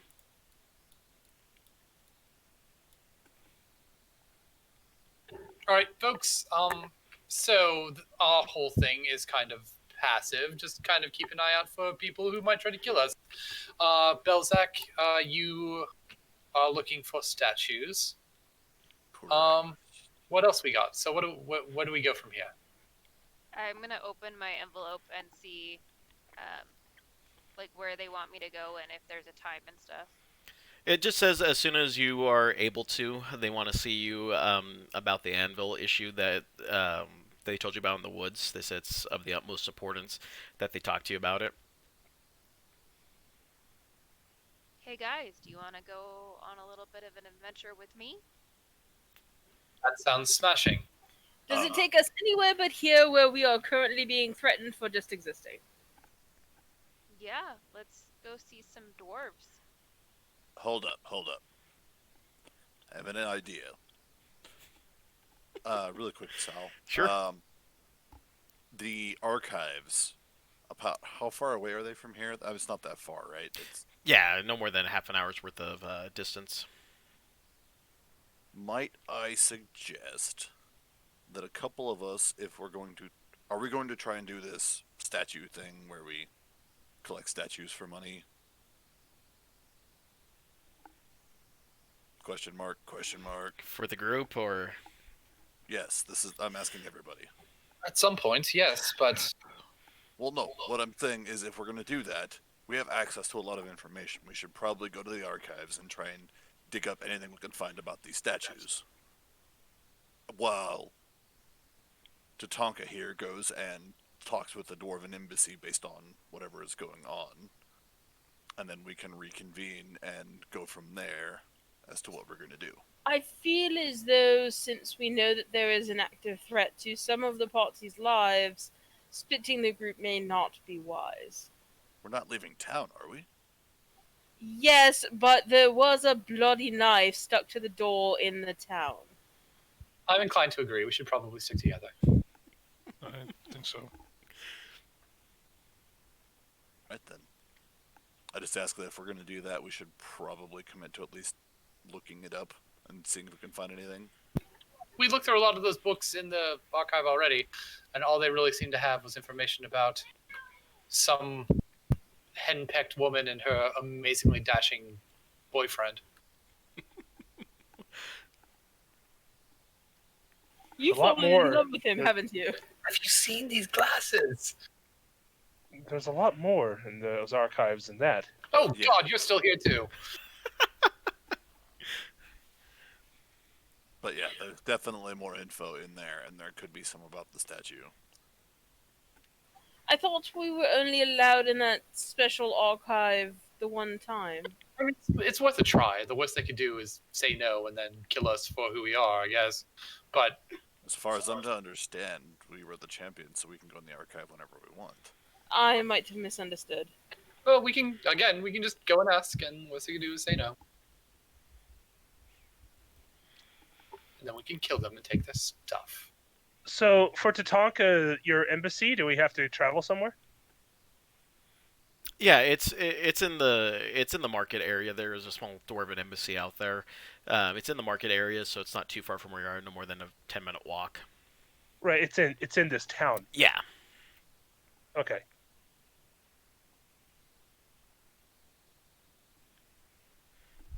Well, let's Well, go to the if- dwarves then, I guess. Yeah, if we want to stick together, by all means, it's yeah. Alrighty, so go ahead and put you guys on the market map. Yes, as we leave, I'm sorry, I have to run off to the water closet for just a moment. Okay. So I'll hang back for 2 ticks, and I will meet up with you at the right outside. And then as everybody leaves, I go over to Jill. Can I get a bottle of that wonderful sauce that you gave me? She's like, sure, it's only 10 gold. Fantastic. Here's 10 gold. I definitely have 10 gold. Yep, there we go. She's like, thank you.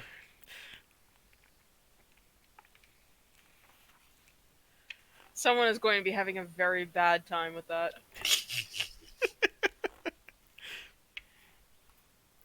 All right, anything else in the end that you guys need to do?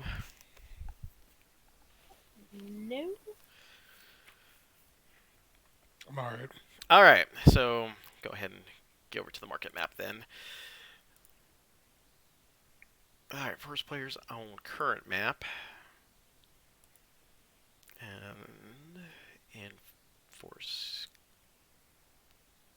center players on curfew. All right, now let me go and pull these guys over real quick. Am I missing someone? Oh, Argus.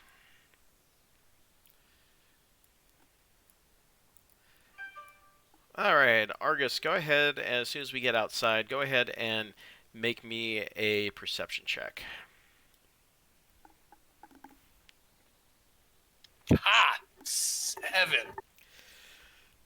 Well, you kind of get a small murmuring of you get a small murmuring of something that sounded familiar, but you aren't percent sure it's in the area though.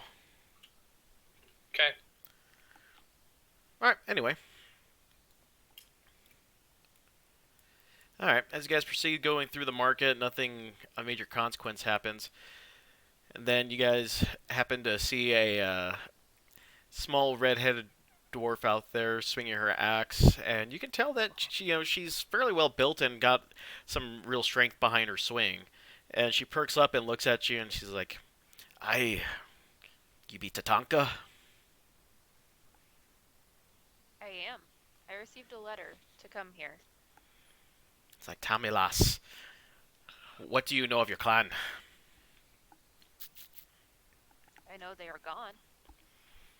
You see her eyes, get wide and tears start forming.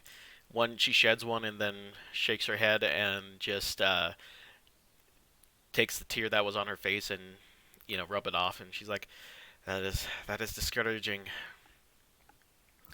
They were fine folk, did not deserve that. I cannot agree more.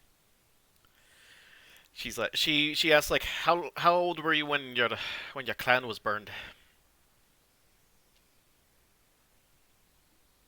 It was only a few years ago. Ah, did the clan leader tell you about the anvil?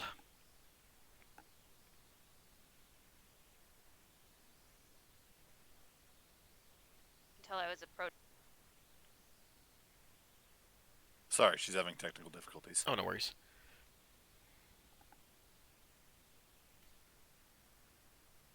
No, I've heard.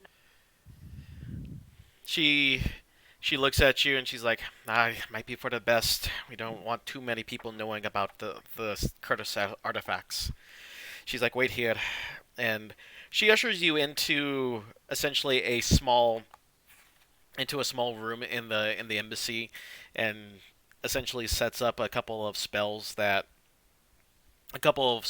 prevent anyone from hearing into the conversation and any prying eyes. And she basically just looks at you and she's like, Lass, your clan was in charge of one of the mighty pieces of the Curtis Anvil, and it is highly important. Do you recall seeing it when you were young? I don't, but I also don't know what I would be looking for. She she basically tells you it would have looked like a black obsidian piece of metal that would pulse red once in a while in its presence. That usually would be contained in some sort of ward. Go ahead and roll me a history check with advantage.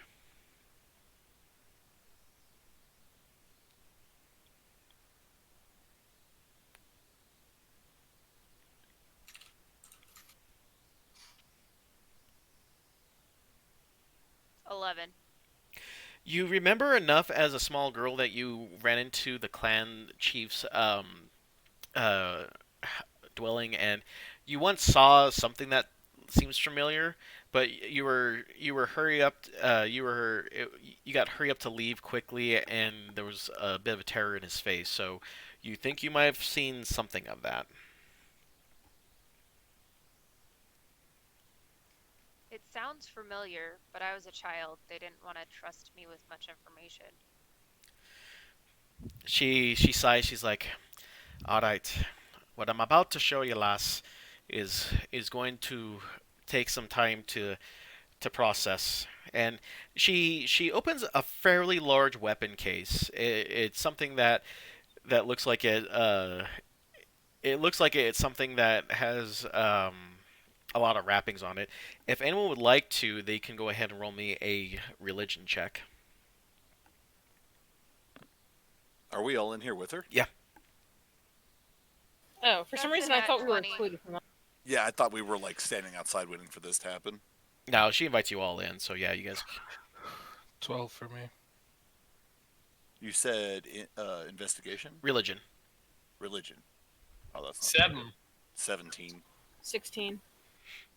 12. All right, and we got for lore.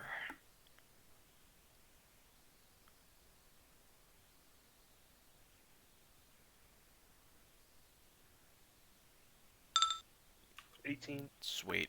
All right. So anyone who had a 10 or above knows that the wrappings have the symbol of Gon, the god of craft, on there.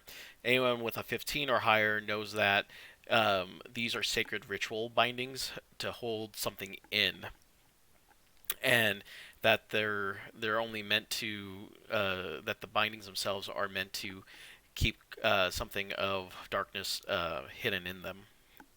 And as she carefully unwraps them, you see a large battle axe encased in the same type of binding as well. And you see that the axe has a red aura around it. She's like, "Lass, this is one of the cursed weapons made from that anvil. Ira, the Ath of Wrath." She immediately closes it back up, puts the bindings back on there, shares a short prayer again, and that it's sealed. That axe once tore through 5 battalions, and with each kill, grew stronger. We dared not try to take the bindings off and let it control the madness of its creator, or whoever wields it.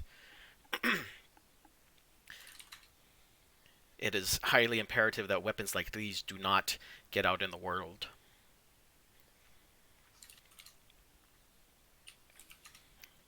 She continues on with her story with the fact that several clans outside of this island were tasked with a small piece of the anvil, since they, as you heard earlier, that they could not fully destroy it. They had to shatter it into dozens of pieces, and each clan was tasked to maintain it, so that way they don't seek out from each other, and basically make it to where no one can easily find them.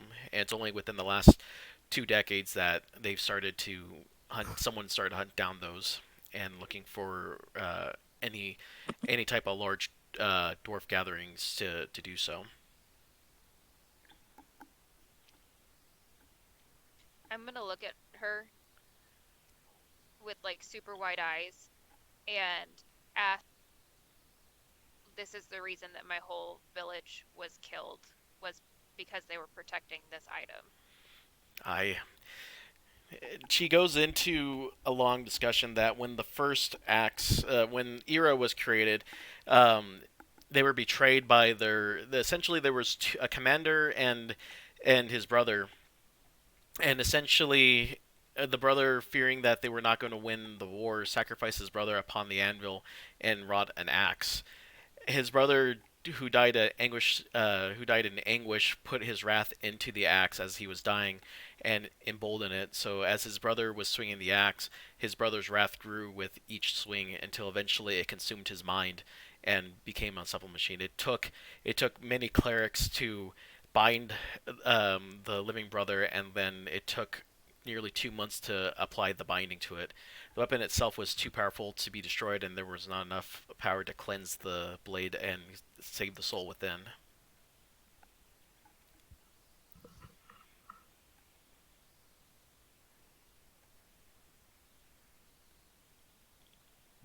I'm made of metal, and that's totally metal.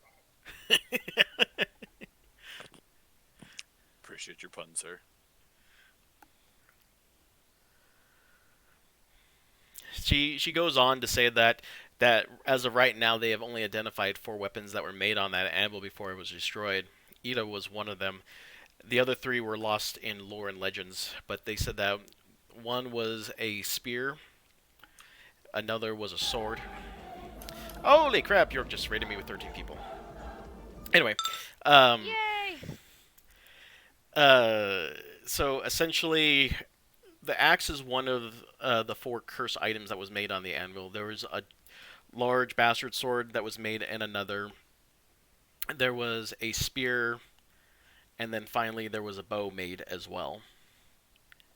But the other 3 were lost, but were incredibly they were incredibly dangerous as well.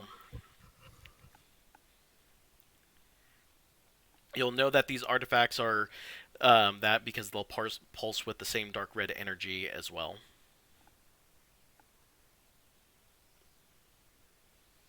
What's going on with all these cursed items being pointed in our direction these days? This is a strange happening, I feel. Lunam, go ahead and roll me a... what's your main modifier? Wisdom. Wisdom. Okay, you just roll me a wisdom throw and toss in your proficiency. Cool. 25. So you recall that when you first got to this island, that the power of deities are really diminished here, and to you that really spouts out the idea that if gods cannot protect people, they also can't interfere. So this makes a pretty good spot for items of power and curses and other powerful artifacts to be hidden here, because there's very little that can contest them. That can contest the items? Yeah. Because normally you could pray to a god and be like, cool, everything's taken care of, but here, those effects are very diminished. Oh. Okay. I'll share that with everyone. Well, that explains the power of my glasses. Mm-hmm. It certainly does. Is it that the glasses are cool, or was it that when he was wearing them, you could just see yourself in the reflection? I feel like you're arguing a moot point. Yes. Not really, because if he could see himself, shouldn't he give the glasses to someone else to wear so that he can continue seeing himself? Nope, it's better on me. It's fine. We're fine. Sure. All right then. Charming, isn't he? So I'm gonna ask Dagora Mhm. what my task is, or how I can contribute to finding and destroying what is left of these weapons. She asks of you, deity, this quest may take your life. Are you sure you want to contribute? We have lost many clansmen to the task of subduing the attackers. My life doesn't matter if I can help the people that came before me. She nods her head and she takes out a small talisman and hands it to you. It's like, you're definitely Duncan's daughter. And she hands it. She basically tells you that that talisman when will slowly I wouldn't say burn. That's not the right phrase, but it will give off a warm light, letting you know that a cursed part of the cursed anvil or one of the relics created from it is nearby, and that it should at least get you into. It will kind of point you in the right direction. If you focus on it for at least an hour, it'll at least point you in the direction of the closest fragment or relic that that you can track and start looking for. So hold up. You're wanting us to find cursed items for the Dwarven clans. That I'm keeping up so far, right? She replies, yes. So currently the one you have is sealed and bound to prevent usage. Indeed.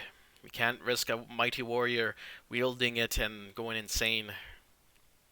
Yeah, I get that part. So you're wanting us to find the other weapons that could also do something like this. How the hell are we supposed to contain them? She kind of thinks for a second and goes, "That's the problem we've had, is that we don't have a good strategy for it yet, and the only thing that we've been trying to do is find it, but these pieces keep moving." So she basically hands you the same type of cloth bindings that have a Gon symbol on it, and it's like, if you were to wrap the item in this and pray for at least a full day, then that should be enough to transport it safely without losing your head. We've tested it on Ire in here, and we have to change the bindings every year as it starts chewing through them. But at least you can at least transport it safely without losing yourself. And how much of these bindings do we have? She gives Is you. it enough for one, or? It's enough to at least hold one weapon, or at least 5 fragments. Okay. And if we need more of this, say we come across it, how do we get more? She basically tells you that there's a couple of Dwarven embassies in most of the major towns that you guys are in, but if not, then you can probably visit one of the many temples that and ask the priest to ask for a blessing of God on the bandages to bind, and that should also do it.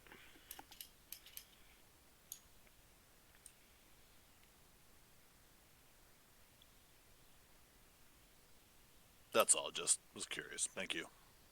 It's like, I wish we could do more. I wish we could banish these things, but unfortunately, we haven't found a way to just deal with the cause. We can deal with symptoms, no problem, but the root of the problem remains.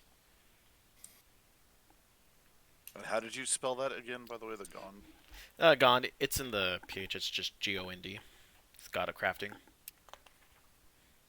Okay.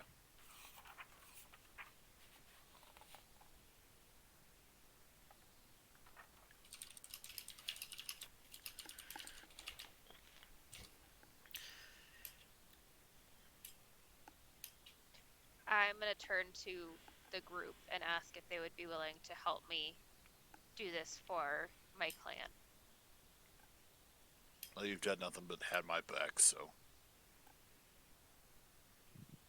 Did you not hear my entire speech? I suppose I'm still inspired from Augus's earlier speech, so sure. Hold up. I feel like we're doing this wrong. You have my spear. Oh, not I use a doing spear that. too.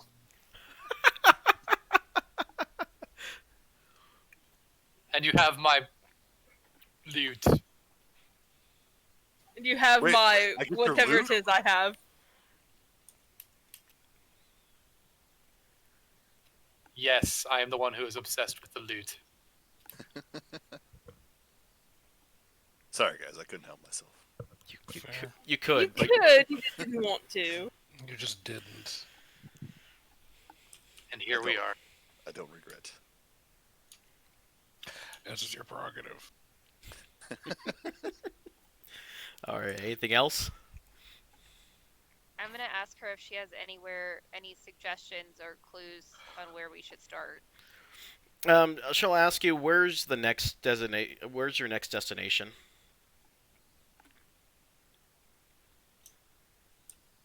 Well, Gonna I'm look a- at someone smarter than me.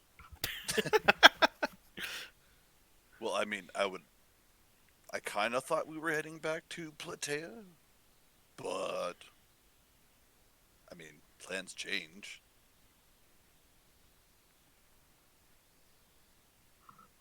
We do need to pick up those braces. And that's where I at least I'm under the impression that I need to hand off the statues. I should probably stop in and talk to Hanma as well. So probably Platea, I'm assuming, unless I mean, we could totally go somewhere else after that. She says, well, as if you're heading to Platea, then what I would suggest doing is seek out the door of an embassy there. They might have a lead as to at least if there's something there. Rumors have it that port town tends to attract a lot of, how shall we say, items of questionable content. That's how I ended up there.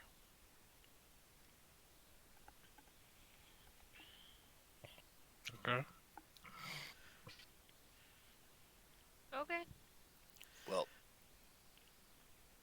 I still would like to go investigate these statues, if you guys are interested. I'm assuming we're done here for the time being. I'm done.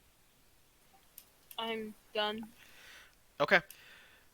Alrighty, so as you guys make your way back to the archives that are in the Colosseum, Argus, go ahead and roll me another perception check, this time with advantage.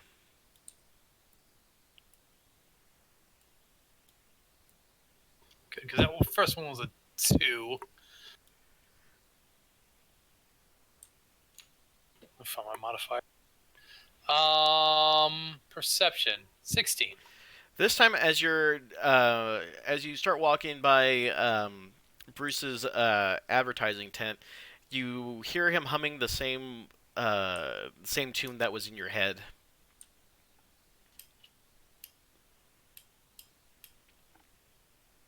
I say, good chap. That tune that you're humming. Where did you hear that from? Oh, Sonny, I'd like to see you again.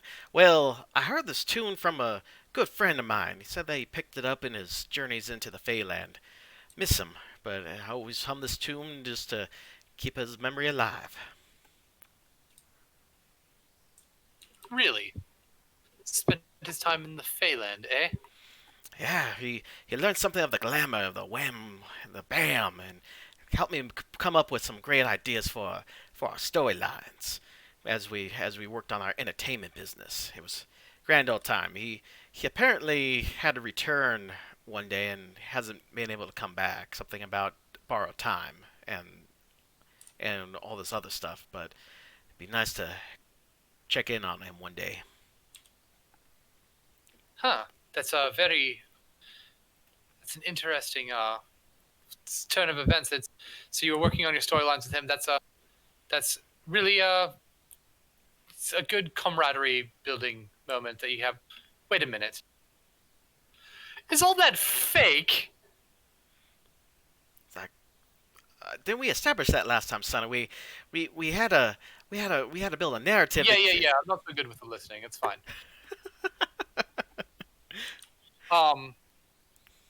Anyway. That's just an interesting tune that you have. I'm just curious about one more thing then. Oh, what's And that?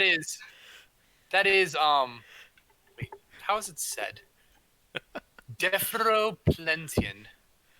And all of a sudden, in a beam of light, he starts. In a beam of light, his figure starts to deteriorate, and pretty much there's nothing left there, as if he has been sent somewhere else. Fuck! Kestrel! It worked! I did the thing! I did the thing and it worked. What did you just do to that poor man? I seem like I feel as though I've missed something. Did you just melt him? I mean, a little bit, yes. I feel like there'd be liquid here if you were melted. I feel like you need to take those glasses off. Sal, what did he just say? You want to Just- fill him in? Yeah, do you know Sylvan? Well, no, but I mean, I could try to make a roll of some kind, I'm sure. It's my divine purpose. I am here on this realm. There are people around who have been marked by my great lady who are needing to go home. They don't know that they belong in the Feywild instead of here, and by helping them awaken, I can send them to where they need to be. Wait And, a second, I thought he out was of in charge all of the wrestling thing. I mean, I didn't choose them. They are chosen by me. By not me. I don't know. That's just Is it it's the by first you time it's or worked. not by you? I'm really confused right now. By not by me. If what he's talking about are individuals like himself, then they would have actually been chosen by members of my order long ago in advance. And I've never been able to find one before today. This is, For being So- called order, it seems pretty chaotic. So wait, you can't just say it to yourself and go back home? no, it doesn't work like that. I mean, I said it, I heard it, and it didn't happen. So Well, you said it to him, not to yourself. Different people are mocked for different purposes, and they're meant to be brought home at certain times. Oh, well, that makes perfect sense. Got it, yeah. yeah, no, It's- that's It's not my job to be a part of that. I'm not someone who goes out and recruits the changelings. Or activates them, apparently, as August is doing. After I sorry, say but that, was I just fucking brilliant. literally after I say that, I just walk out. I just keep walking to the archives. After I say that makes perfect sense, and I just walk on. You know, for a man who consistently talks about wanting to know all of the things, he has very little interest in most things. Because he's the dick. Come on, let's go. You're not wrong. I suppose I should at least stick with him. Bad things may happen. Let's go. Let's. We're all going. Let's go. All right, I'll switch this over to the combat map, or the combat archives map then. So we are allowed to enter once again. It was Yeah. not just a one-time thing. Okay. Yeah, What up? Shh. Tatanka's status as the champion allows her to go in and in as she pleases with her entourage. That reminds me of a thing that Johnny Cage. No, nothing this time. No. Damn. Okay. Yeah, even the statue of Raiden is back to being a gray marble statue. You know, his eyes are completely back to where it was, you know, prior to you guys saying out all the names. His purpose has been fulfilled for now. Hey, Lunam, your fun hallways are back. You could probably go play with them again. Well, I know how it works now. It just doesn't really. All right. Well, while that goes on, I am thoroughly invested in this, so I am going to start diving straight into the books. Okay. Yeah, how does this place work? Are these all like little libraries here? Is that what's going Yeah. on here? So Okay, so yeah, what you missed out on last time was that inside the archives there are dozens of books of Nerdy's observations in here. The books themselves are not able to pass through the entrance. As soon as they pass through the bottom step, they are automatically returned back to the shelves. So essentially, There is no cheesing it through magic either. By Yeah. the way. so the books are bind here, and essentially, you're allowed to preview any of the you're allowed to preview anything. You can write anything down if you'd like, and record any information, but the books themselves can't leave.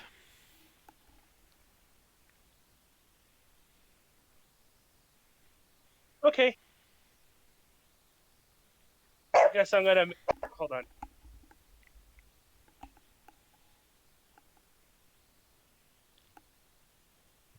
I guess I'm gonna dive into doing some research.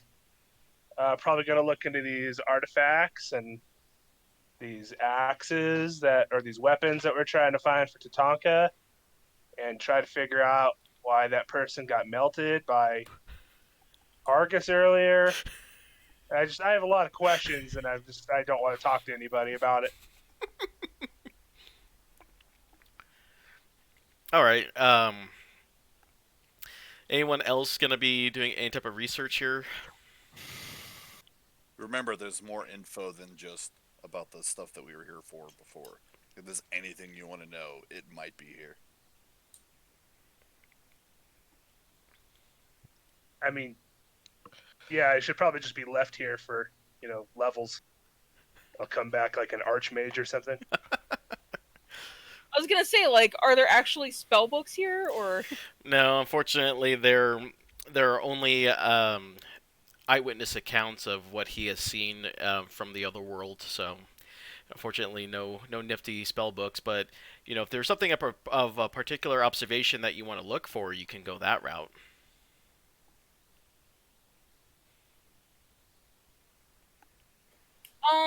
fuck it. I'm gonna try to look up stuff about Tatanka's anvil and weapons. See if Okay. there's anything that might be useful. Me too.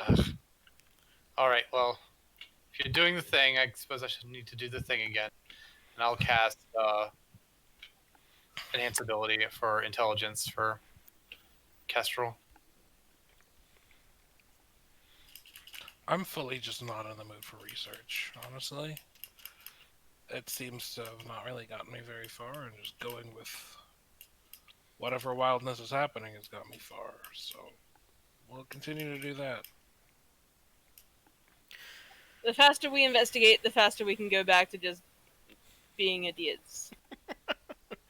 I am already there. Yeah, I'm pretty good at that.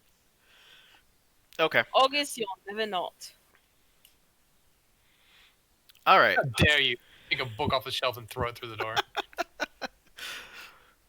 All right. Go ahead and all of you roll me all of you doing research. Go ahead and roll me a investigation roll. Pass.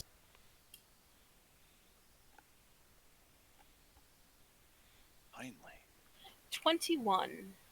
23. 16. Holy moly. Oh, okay. All right, let's go down the list then from top to bottom of the map. Belzak, you're looking up stuff about the cursed statues, right? Correct.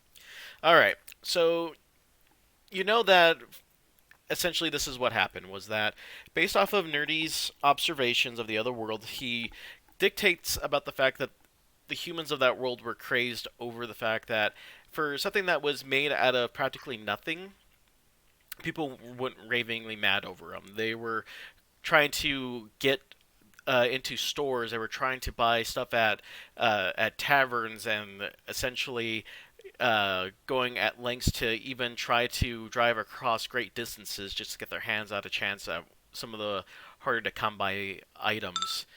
And essentially, the craze finally died out when the creator of that world decided that they were no longer going to manufacture any, and and one great push, essentially people were trying to stock up on as much as they could, hoping that their resale value would eventually climb back up. Unfortunately, only about 10 to 12 of those items retained not only retained their value but also increased as well. And so, uh, essentially, after the fact, Nerdy writes that he wrote about them in a small treatise that he put in his other archives, and that is what you suspect inspired the sculptor of this world to recreate in their image.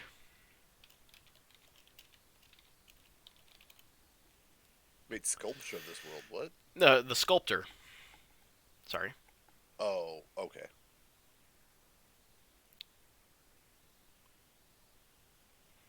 Yep. And instead of essentially making them out of cheap fabric and some sort of insight, he carved them out of gemstones instead to even up their value. And is there anything about them being sought? Is that like part of the curse? Is just people are trying to collect them essentially, and that's just the curse of it? So Is there anything about like the cursed part of it that we heard?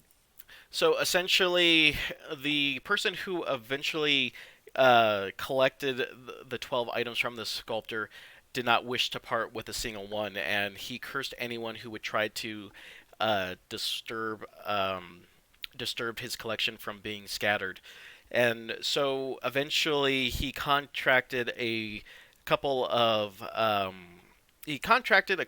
different magic casters, from wizards to clerics, and eventually he just all of a sudden just struck a bargain with a demon to put a curse on them forever, so that way no one could enjoy the fact that they own his set.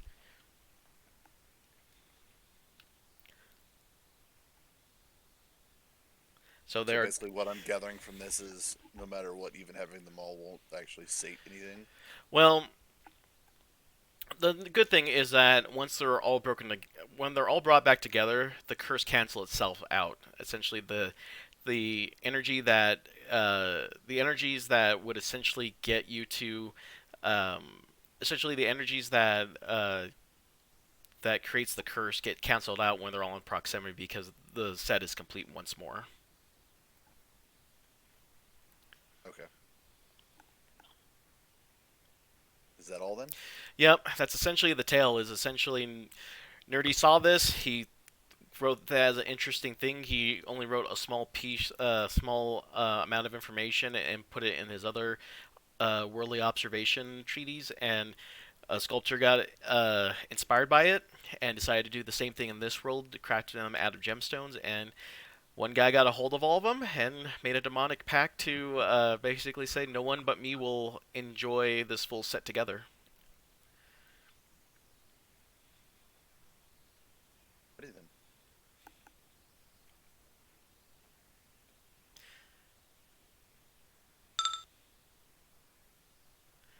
All right. Next, we'll go to Tonka. So Tonka, essentially with your role, you end up finding the fact that the sword itself was made out of a pair of lovers. What ended up happening was that there was basically it was a Romeo and Juliet story in the sense that the father of one clan hated the other, but their kids fell in love, and essentially out of hate, out of the fact that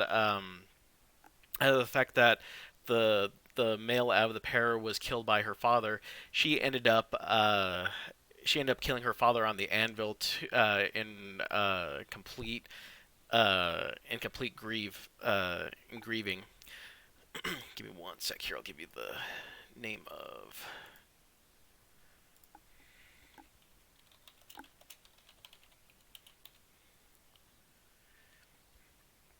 All right, it's gonna be Dolor, the sword of grieving.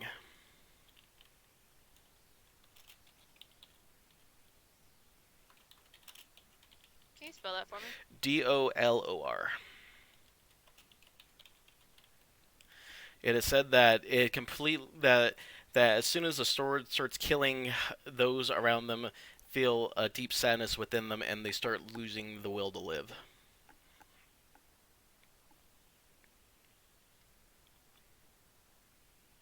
Seppuku sword.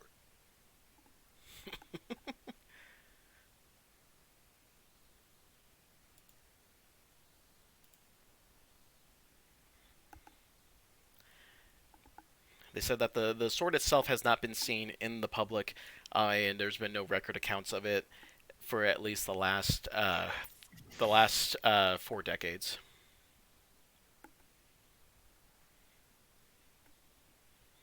It is said that the sword, there's really no description of the sword other than the fact that for a dwarf it has to be swung with 2 hands because of the fact that it is that heavy. So you're going to be essentially looking for a heavy bastard sword.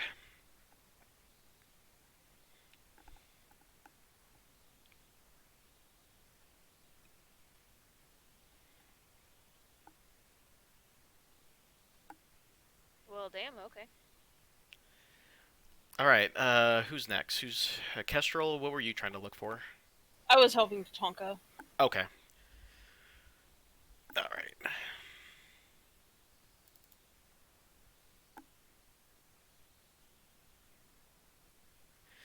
All right, let me see. What was your roll again? Sorry. It was 21, I want to say. Okay. Give me 1 sec.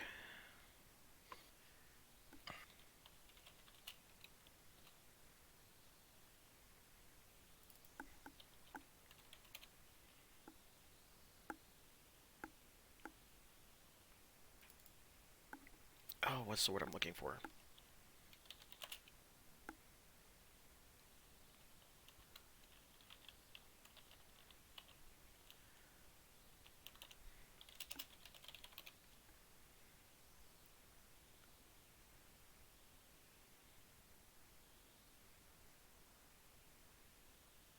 All right. So the story of the spear comes from it comes from a excuse me. It comes from a dwarf that essentially had coveted everything that his clan had dug up in terms of gems. He was always looking for the.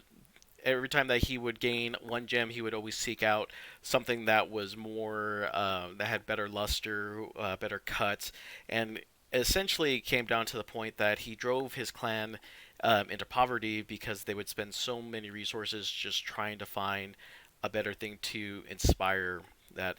Uh, what ended up happening was that he ended up getting fed up with his clan and ended up taking he ended up taking one of the people who displeased him the most when they could not find a diamond that was more perfect than what he had and threw him upon the altar.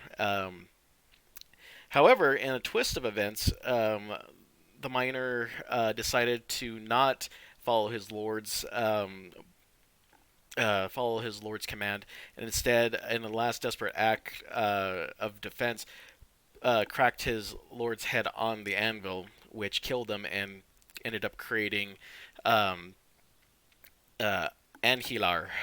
And this spear basically, and that is spelled Anhelar.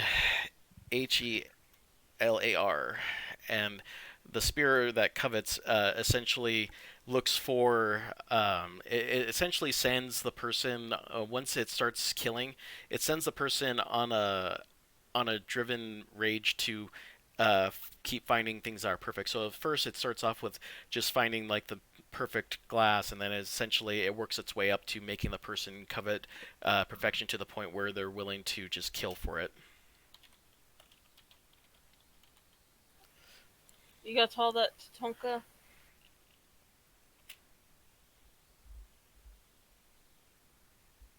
I think she's still writing. Ah, fair enough.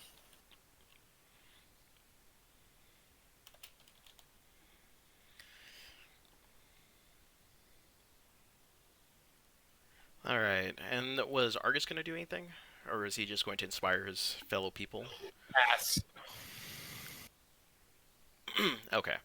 What is Lunam doing? Is he just kind of just sitting in stillness, or is he walking around? I'm sitting. Actually, I was going to ask Argus if he would be willing to give me some lessons in playing my lyre. Absolutely. Oh, that's it for me, really. Okay, I just wanted to Um, know if you were going to wander around or anything like that. I'm playing bad music while people try to focus. All right. What was Lord going to look for? I was looking at everything. Okay. So, So I was. I mean, like I'm slightly curious about Argus's word melting thing that he just did. I mean, I kind of believe. I kind of take. I was kind of like okay with their explanation of it, but I am kind of like, what the falafel just happened there? And then just looking into weapons, I was just doing whatever we needed to do. So I don't have any personal things I'm looking for. Obviously, like right now, I have no personal agenda right now. It seems like.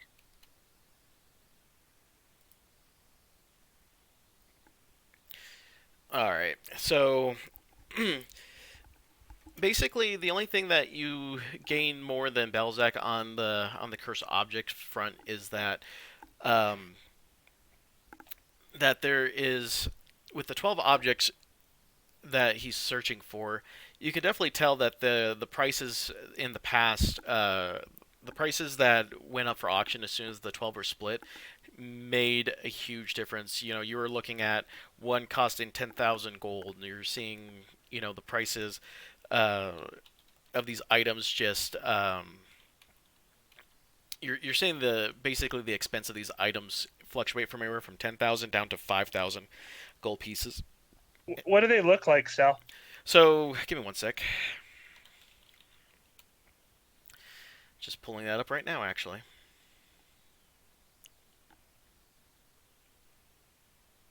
Come on, any day now, internet. I have a 1 gig connection. I can't get a website to just load in under 2 seconds. Come on. Alright. So, you know that there was a bear. One of the most expensive ones goes for 10,000, and it's a bear made out of purple gemstones.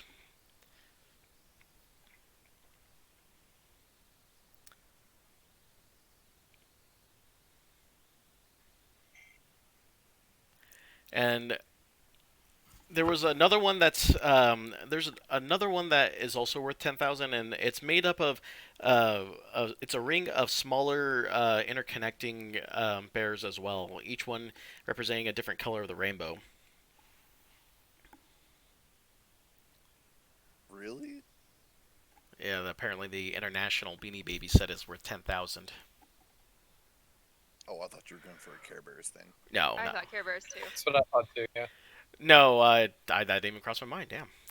Yeah, so essentially, yeah, apparently McDonald's did a whole thing where, like, they had different color ones. So It is not 80s. That is very 80s, not 90s. So Yeah. they're definitely Beanie Babies. Well, I was wondering, but it definitely screamed Care Bears. Anyway, Yeah. sorry, I'm derailing. Yeah, I thought so as well. Jesus Christ, are the first three really just bears? Okay. So the third one tends to be a bear that is in green gems with the as well. And then, surprisingly, finally, we get to something different. We get one that is in red gems in the form of a bull, and that one's worth 6,000 gold pieces. The fifth one is made out of blue and gray gems, and it's worth 9,000 in the form of a crab.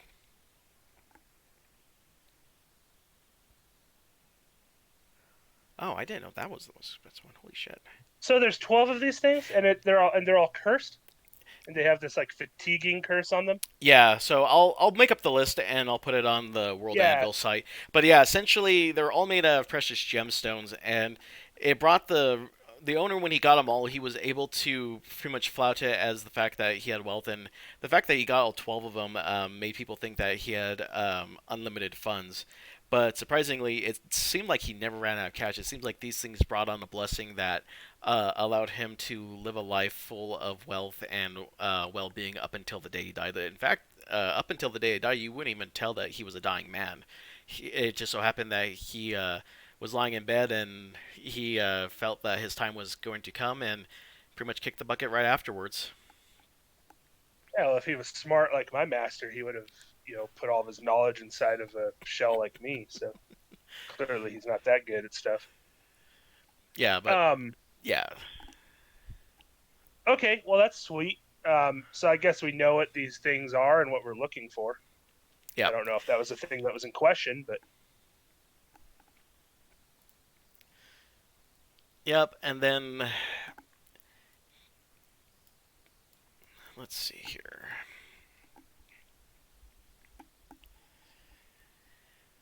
And then finally, Lorson, yeah, I'll just go ahead and do that one because we're getting kind of close to the time.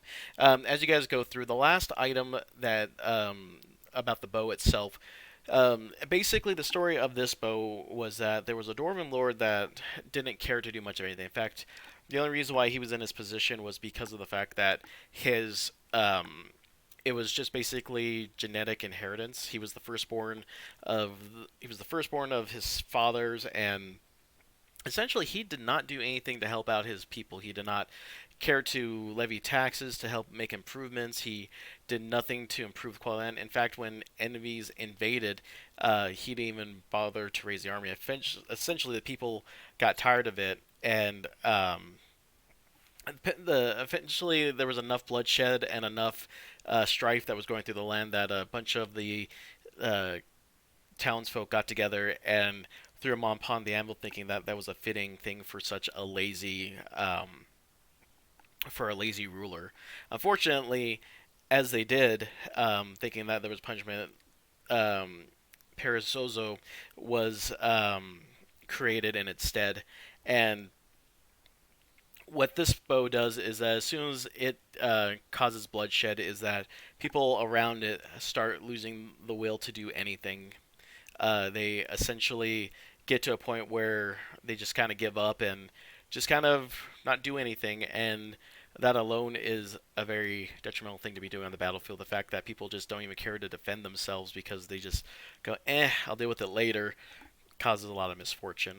This one doesn't seem like it's really bad, but it can definitely cause some issues with commanders relaying issues to others.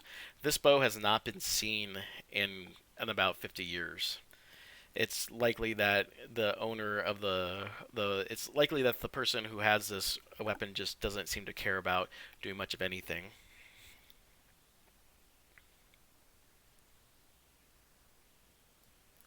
And those are all four of the cursed. The bowl of lethargy.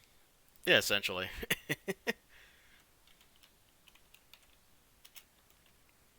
That was a lot to take in.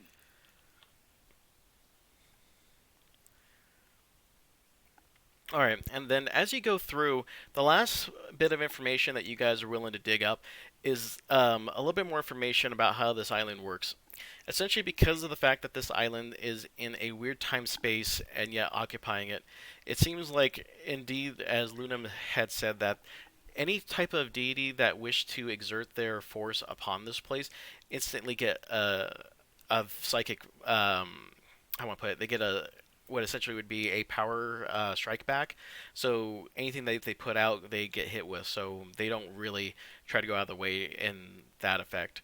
So what ends up happening is that even though they can directly influence, they can still send anything to their clerics and their priests who ask for their support. Apparently, that's the only way that their people are allowed to do that. That's why Lunam is able to channel his Selûne's abilities through his stuff. Is that is particularly allowed, but Selûne herself cannot just come onto this place unless that she ends up taking her divine power against her.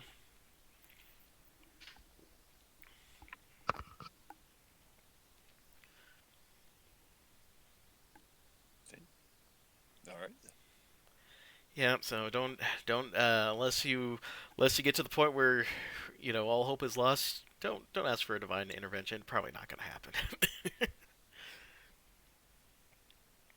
All right. Anything else that we need to cover before we call it a night? I'm good.